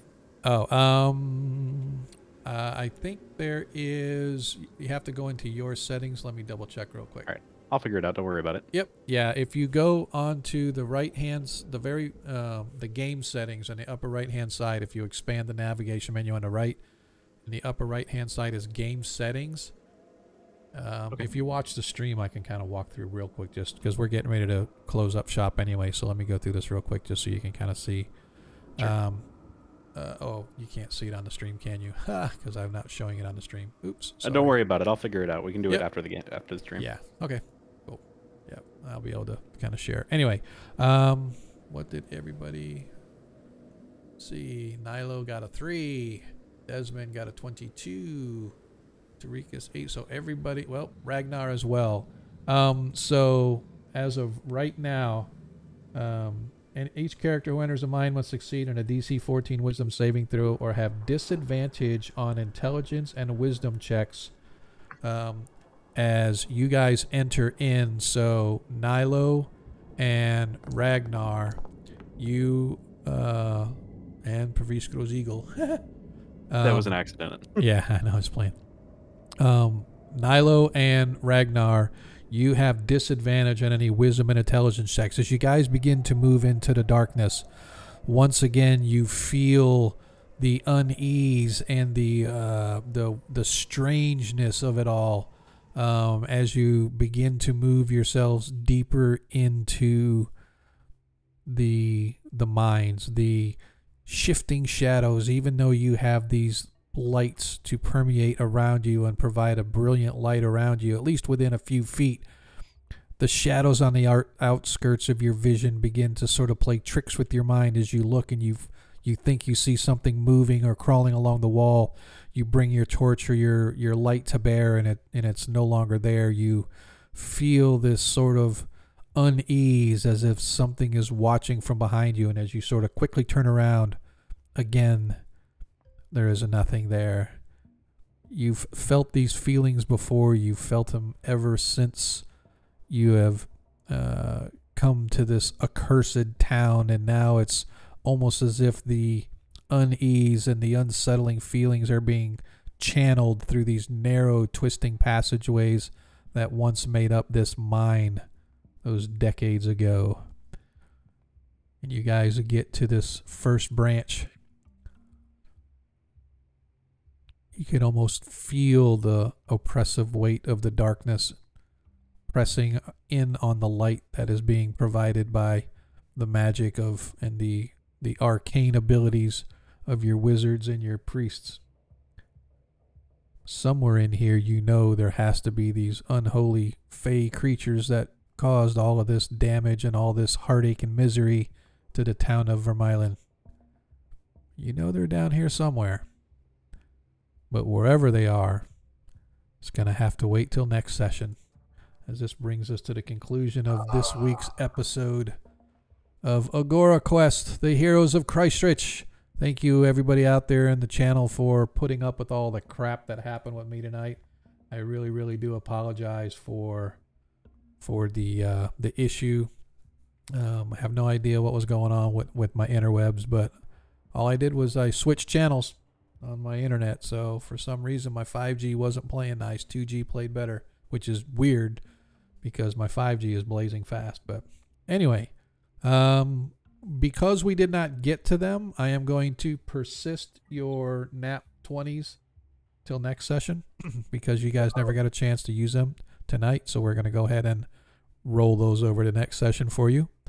Hopefully everybody will be able to make it. But I did want to finish on time because I know that Pavisco has to get to his bed because he has an early morning shift, albeit hopefully it's not a 5 hours too. Yep. So as always, what I'm going to do now is I'm going to shift over to the after party. For those that want to join us, feel free to do so. Just head over to our Discord, and I am going to, first of all, let me shift channels. It's like my light went out again because I think my my work laptop literally just shut itself down because it was tired of doing whatever it was doing. So I'm going to shift over to the after party. Wow, I am really dark. have to get some like a bright light over here. Let's see how this looks. Cast a continual light spell. Yes, that would be cool. So Alrighty. Oh, I can't really stay But- pretty after Y'all the have party a good tonight. night. I gotta get ready for bed. All right, man. Yeah, no worries, Thanks man. for We will showing up see to you the guys stream, next guys. time. Yes, I definitely appreciate everybody that made it tonight, particularly Cool. you, Adam. I'm glad I was able to be here. I really am too, dude. We have missed you a lot. So I'm gonna shift over to the open channel. 3, 2, 1. Here I go. Have a good night. Hey, y'all. All right, man. And I am just really dark. There we go. We've lighted up because now I've got a white screen in front of me. Gosh, look how just dark that looks. I think I'm going to go turn my office light on. Hang on. Don't go nowhere. You get a white light. LED light.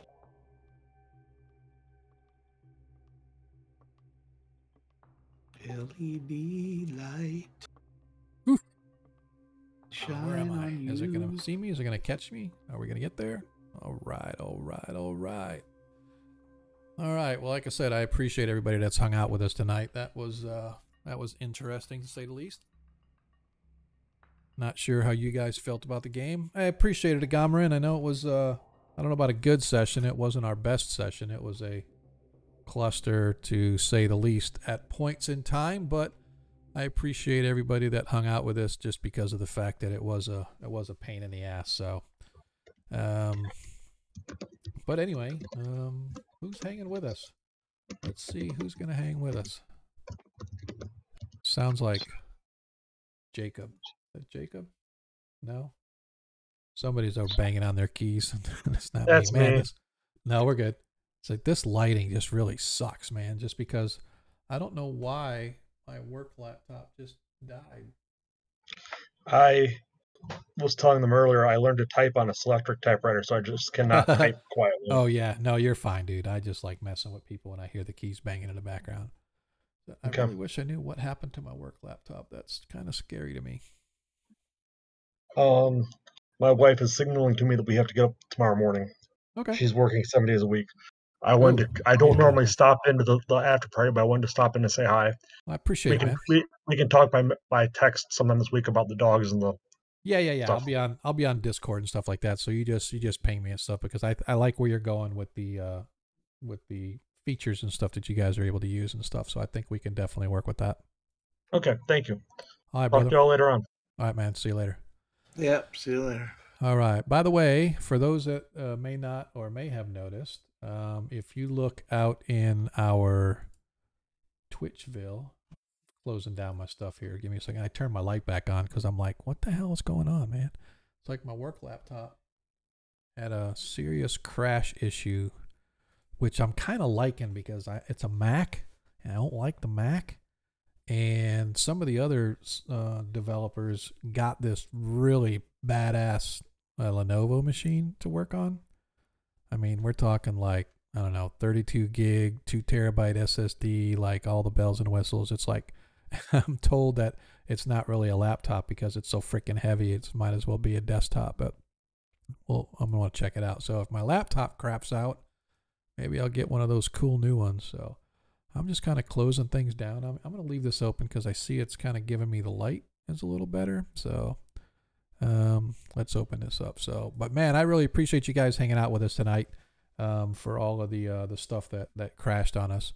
But I will say, if you have not noticed, we have I've got a couple of VIPs out there on our channel now. I don't know if Troy is still out there, but Cannibal, I cannot thank that dude enough, man. He just bombards us with love whenever he gets the opportunity, man.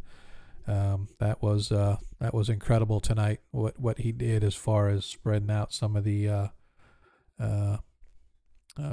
love, as I call it, but you know, dropping subscriptions on people. He even gave one to Creep, man. So yeah, absolutely, Cannibal is the best. And of course, the Gomerin is our resident VIP because I don't think he ever misses a session if he doesn't have to. Even if he's not like listening the whole time, at least he's around, man. So we wanted to point you guys out that you are two of my top dudes on here that aren't part of our channel. So we definitely appreciate you coming by week in, week out, game in, game out. Well, they are part of the channel now. Well, you know what I mean. I'm just saying is and not part of the players, right? So, Yep. but for people that are willing to come out here and spend their time just to kind of hang out with us, I don't get it, especially after what happened tonight. I'm really surprised that anybody hung out with us because it was really irritating. And I guess, it kind of makes sense. The very first stream that I ever did with Parentland Adventures kind of went the same way. As a matter of fact, the first few episodes kind of went the exact same way, where the stream was just crashing and having all kind of problem. But that's why I got the new interwebs, and then I got the new stream gear, and it's been working fantastically. And all of a sudden tonight, it just kind of, let me down, man. Let me down. My 5G was no bueno, but you know what? It is what it is. We'll kind of live with it. But I just wanted to reach out and say thanks to all you folks for hanging with us. Slowly getting this thing going.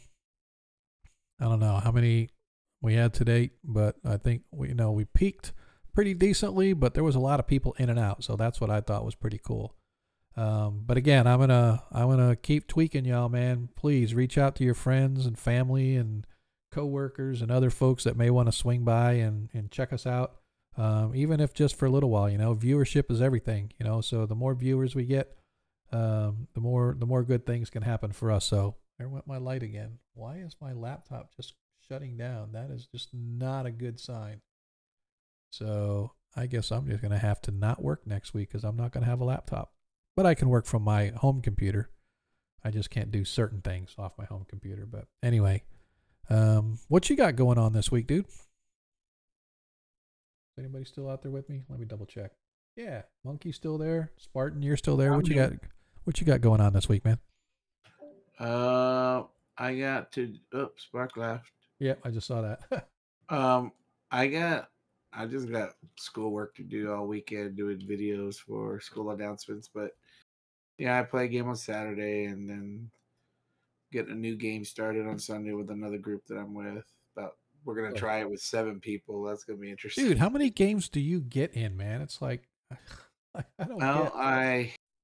I'm in your 2 games. And yeah, well, there's nothing against anybody that likes to play a lot of games, but for me, I just don't see the attraction of playing like 5 or 6 different games. I'd rather play 1, maybe 2 at most, and just run with those than try to remember 15 different games that people are playing in, man. That's just... Well, you have to understand, I'm kind of a loyalist kind of person. Yeah, I get that. Yep, I definitely get that feeling. I like to play with them, and for me, it's also a learning experience because I get to play different characters and learn the different classes and learn how to use them. So when I decide I'm going to DM, I'll have that part of it. Especially, and that is, and again, I don't mean it to sound like a condescension or anything like that, but I remember when I first got into play by post. There was a website called Rondax Portal. If you've never been there, it's a nice little site. It was awesome back in the 90s especially. Hey, Phantom, dude. How you doing, brother? What is going on? I hear that you're running a Castles and Crusades on Sunday, man. I might have to sneak in and catch that. At least that's what Darling's been spreading rumors about you. So I don't know if that's for Rizzle or not, but yeah, man. Troy came in and bombarded me with a bunch of subs tonight, man. I was feeling the love, that's for sure. I got all blushing, all like red faced and stuff. But anyway, when there was a website called Rondax Portal, so back in 1999, I think it was the first time I saw that website. And dude, yeah, feel free, advertise away, man. Castles and Crusades, man. It's one of the systems that I kind of want to learn a little bit, just to kind of see, because if Foundry ever gets Castles and Crusades, I'm probably going to shift my 1E game. Yeah, I knew. Oh, that's right. It was Kayla who was saying that. For some reason, I was thinking it was Darlene Creepshow that was saying that. Was she playing in the game? Or I know Kayla was playing in the game, but I thought Darlene Creepshow was saying that she was doing something with the Castles and Crusades too. Yeah, I like it. It's kind of funny. For Christmas, my mother-in-law bought me one of the books. So I was all stoked. Anyway, keep getting myself off track. It's because it's like squirrel. Okay, gotcha. So anyhow, when I first started playing on Rondax Portal was a play-by-post, I ended up, at first it was just a couple games. I was running old school, first edition, second edition stuff. But then it got to where after a couple years or so, and I was really comfortable playing that way, I was in the Navy. It was best suited for me because I could just get on email or log on a website or whatever. Eventually, I was in like 9 games or 8 games or whatever that I was running, and that I just got lost in it. And I'm like, you know what, now, because you get bored, and so you want to occupy your time. So I'll just start another game, and then pretty soon, and of course, play-by-post games usually don't last that long. The game I was just in lasted, I think it was a year, maybe it was 2 years. But the one I'm running is going on its 4th year. But I only got the one game that I'm running. Originally I had a couple, and then we just dropped those, and I just got the one game that I'm running. It's a Greyhawk game set in a yeomanry. They're getting ready to hit in the Solaratans tunnel. So, yeah. Yeah, Little Bones is pretty cool too, man. Yeah, I think you're right. You get those two together in a game, that'd be kind of like, throwing gas on a fire. It's kind of funny. I told Darling I don't come to her game or her stream to watch the painting or anything. She picks some of the best movies that she streams. So if you've never been on her stream, she's got this little old school TV box in the one corner while she's streaming, and then she plays a movie while she's painting. It's absolutely hilarious. I love it. So we watched a really good one yesterday. It was like from 1962. Had Basil Rathbone, and for those that don't know, he is the old school 1960s Sherlock Holmes himself. So yeah. Anyway, appreciate you swinging on by. Yeah, Vincent Price movies the other day. Yeah, she just grabs those old school horror flicks, man. It's pretty awesome. Yep.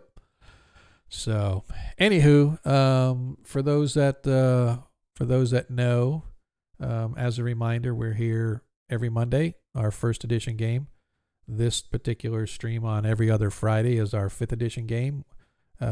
Please go out there and spread the word. Set the reminders. Hit that follow button. Hit the like button. Whatever we've got on Twitch. I don't know. I'm old and fat, so I have no idea about this technology stuff. I just get out here and do whatever they tell me I'm supposed to do. So, but yeah, man. Hopefully you guys will catch us this next Monday. As you see, for those that may have just come by, we switched our name from Parentland Adventures to Agora Quest just because I wanted to be less as identified as being in Parentland and whatever. And I always get concerned about using that name because of the trademark content. So we just went with Agora Quest, a gathering place to kick off your adventures. And so here we are. And so actually now with Agora Quest, I can do all kinds of different things. Like I've been really, really, really wanting to do like one hour bite-sized streams in the afternoon, right? So it's like I don't have to worry about missing time with the wife, whatever. I do it over my lunch hour. Just kind of hang out here for an hour and talk about something, whatever it may be, whether it's D&D game stuff or stream stuff or whatever. It'd all be D&D content related, Greyhawk content related, because that's what I still want to maintain that as the focus of my channel. But yeah, looks like my light died again. I really wish I knew what was going on with my work laptop. It's really bothering me. And I really get focused on things. I know I start looking at stuff and I can't get off it. But Agamarin, get you one of those desktops, the Ultra iMac Pros. Well, it's like I was saying. Cards in it. Yeah. Well, that's what I was saying is the guys at work that do what I do, the software guys, we're all Windows guys, right? Been Windows my entire career. And then I get here. I'm a Windows, and I'm C language based, right? So C#, .NET, Azure, the whole 9 yards. And I get to my current position, and suddenly I'm working on a Mac, and they want me to do Ruby. And I'm like, hello, I've programmed C for 20 plus years, and now you want me to do Ruby? Okay. But most of the stuff I still do right now is in .NET and which is my specialty. So they give me a Mac to work on, and I don't really think it's that powerful of a Mac. But there's a lot of things that I do in what I do for software that I can't do on the Mac. I have a Windows VM on my Mac. And so that's all great, but the problem is the VM only goes on one screen. If I go, there's certain things I can do to make it go on multi-screen, but it's just not comfortable for me on some of the things that I have to do. The whole, even like Control C to copy paste, it's not that on a Mac. It's Command C, and so maybe they have it on the Mac, maybe because a lot of the applications that the customers are using are Mac based. Well, it's not really that. I just think it was a company's decision that they want to go on the Mac. A lot of the stuff, a lot of the Ruby stuff, a lot of the software, they can run all that on the Mac just fine. And all the stuff that I do, for the most part, I can do on the Mac too, right? But there's just a couple of things I can't do that has to be on a Windows machine. And like I said, I'm most familiar. But they gave the new developers got M1 MacBooks, and they're supposed to be the top of the line Macs, and they come to find out they could not develop because the software we work with doesn't run on the Mac. So they ended up ditching that, and they got them these super powerful workhorse Windows laptops. And I'm like, oh, maybe if my Mac is crapping out on me, I can get a new one. But I don't know. It crashed earlier, and then I start it back up, and it says good to go, and then all of a sudden it shuts down again. So I don't know what's going on. So, oh yeah, we got cash. We got cash. Yeah, my company is doing well. See? If you haven't seen, look us up, Dachi.com. Yep. So, go check us out. Maybe you just need to ask and say, Well, no, that's what I'm saying. I normally, I am fully situated with the Mac as I got it, right? So I got it. I've got two switches here, so I can switch my monitors from going between my Mac and my desktop. So that everything works. Like I'm all set up just fine. But that being said, tonight my Mac's been crashing, and if I after this is all said and done, when I log off, I'm going to log onto my Mac, and if it crashes again, I'm going to send a note to the boss. Because if I just send them and say, hey man, send me the good machine, just send me the same one that the other guys on my team got, because I'll take the workhorse, because it's like the dude said, it's like super high end. It's like a $3,500 laptop or something like that, some Windows machine that's got everything on it. It's got like a 16-inch monitor or screen or whatever, and it's like freaking huge. So it's like literally like a workstation. So hopefully, I don't know. But anyway, I am going to find somebody that we can raid here. I appreciate you guys hanging out with us as long as you did. I don't even know if there's anybody left out there. Oh, well, let's raid Critical Role. I'm pretty sure they wouldn't need us. Wicked Studios is out there. Let's go over to those guys. I hear those Wicked Studio guys are doing pretty good, but I really do appreciate all the love you guys have shown to us, all the cheers. We got a hype train going, man, early on. That was incredible. Haven't had one of those in a while.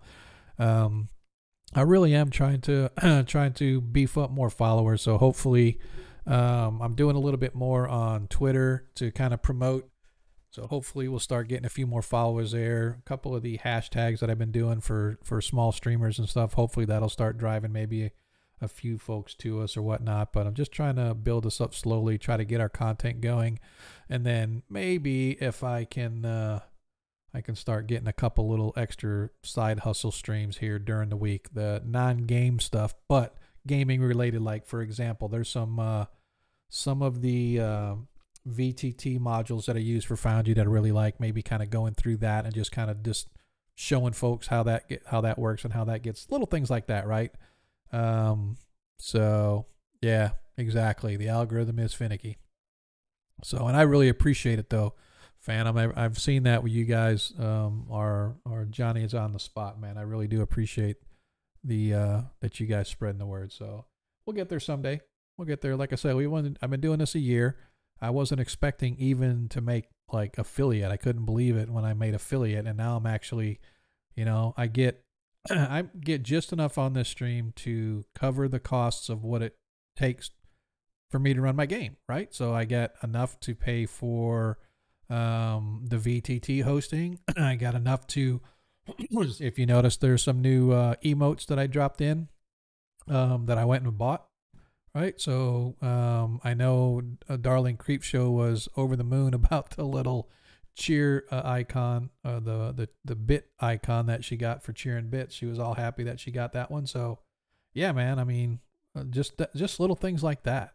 You know, I have a couple of or at least one now, Patreon that I subscribe to that helps support my 5e game. So, I mean, you guys are paying for that. So every time you guys do a cheer, every time you guys up a subscription or throw a subscription to somebody, man, I don't take it lightly, man. I really do appreciate it. And I never expected to get anything out of this, but I'm definitely getting more than I'm giving, I think. But so I really appreciate you guys hanging out with us. So like I said, we are going to go out and raid. We're going to hit Wicked. I'll bet you they're getting ready to close up shop. So we're going to hit them before. Actually, I'm going to double check just to make sure. See what they're doing. Are they still there? Yep, Wicked's still there. So we're going to hit those guys. Yeah, I'm pretty sure Critical Role doesn't need anybody of our followers with their 13.7 thousand that are watching them right now. That's absolutely crazy.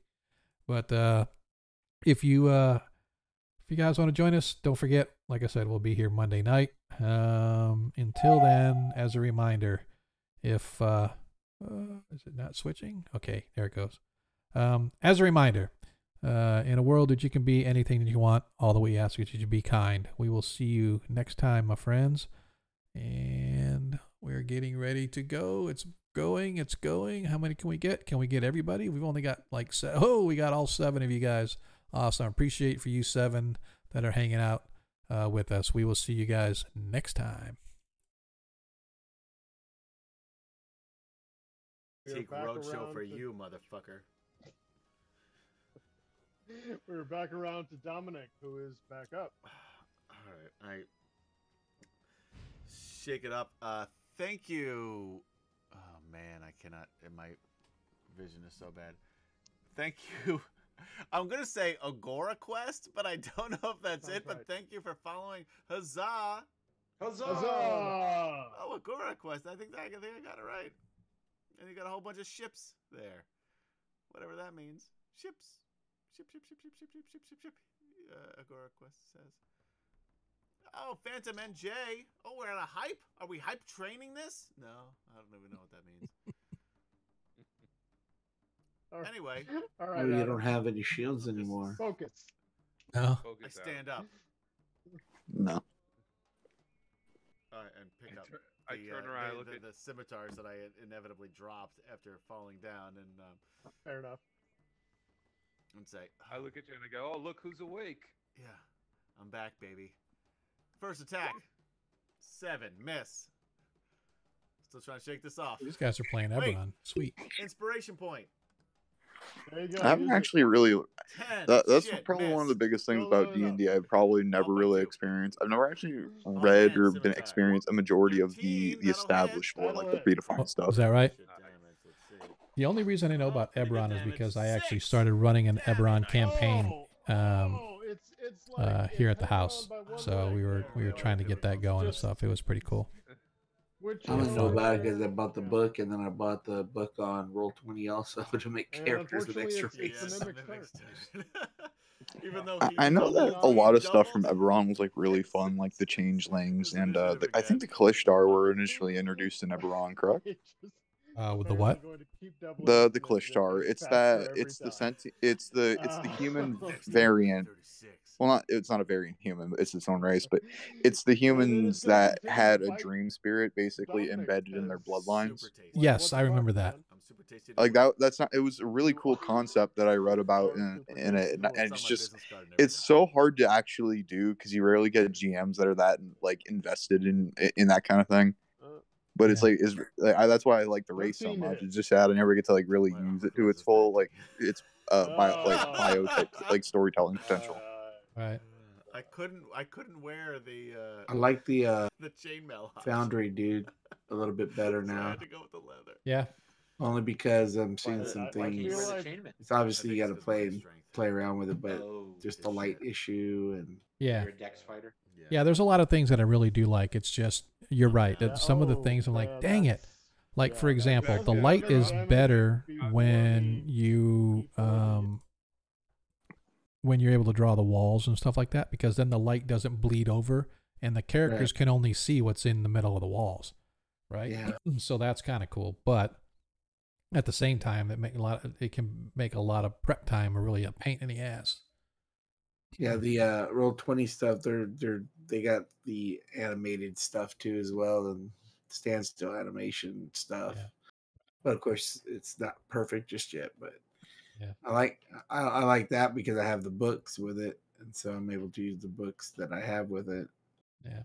I just wish they need to allow that license can travel from third parties, like the information itself. Because technically, if I were to, I would be a good case if I were to make a digital format to make it use in different third parties and court. Say, well, wait a minute, I brought the license of this information in here and I'm not sharing it with people. Kind of like the same argument with when you used to be able to copy movies on your own DVDs as backups. Yeah. I don't know if it would fly, but you don't know till you try. Yep, but I am going to bounce, guys. I need to get my laptop figured out because that kind of worries me, because I have a whole bunch of work that I was working on my laptop that I don't think I synced up, and it would suck if I lost all that work. So, all right, man. All right, see, I'm going to get some good night. I'm going to go play a game, stream a little bit. All right, dude. If I'm still around, I'll come watch your stream. All right, bro. See you, fellas. All right.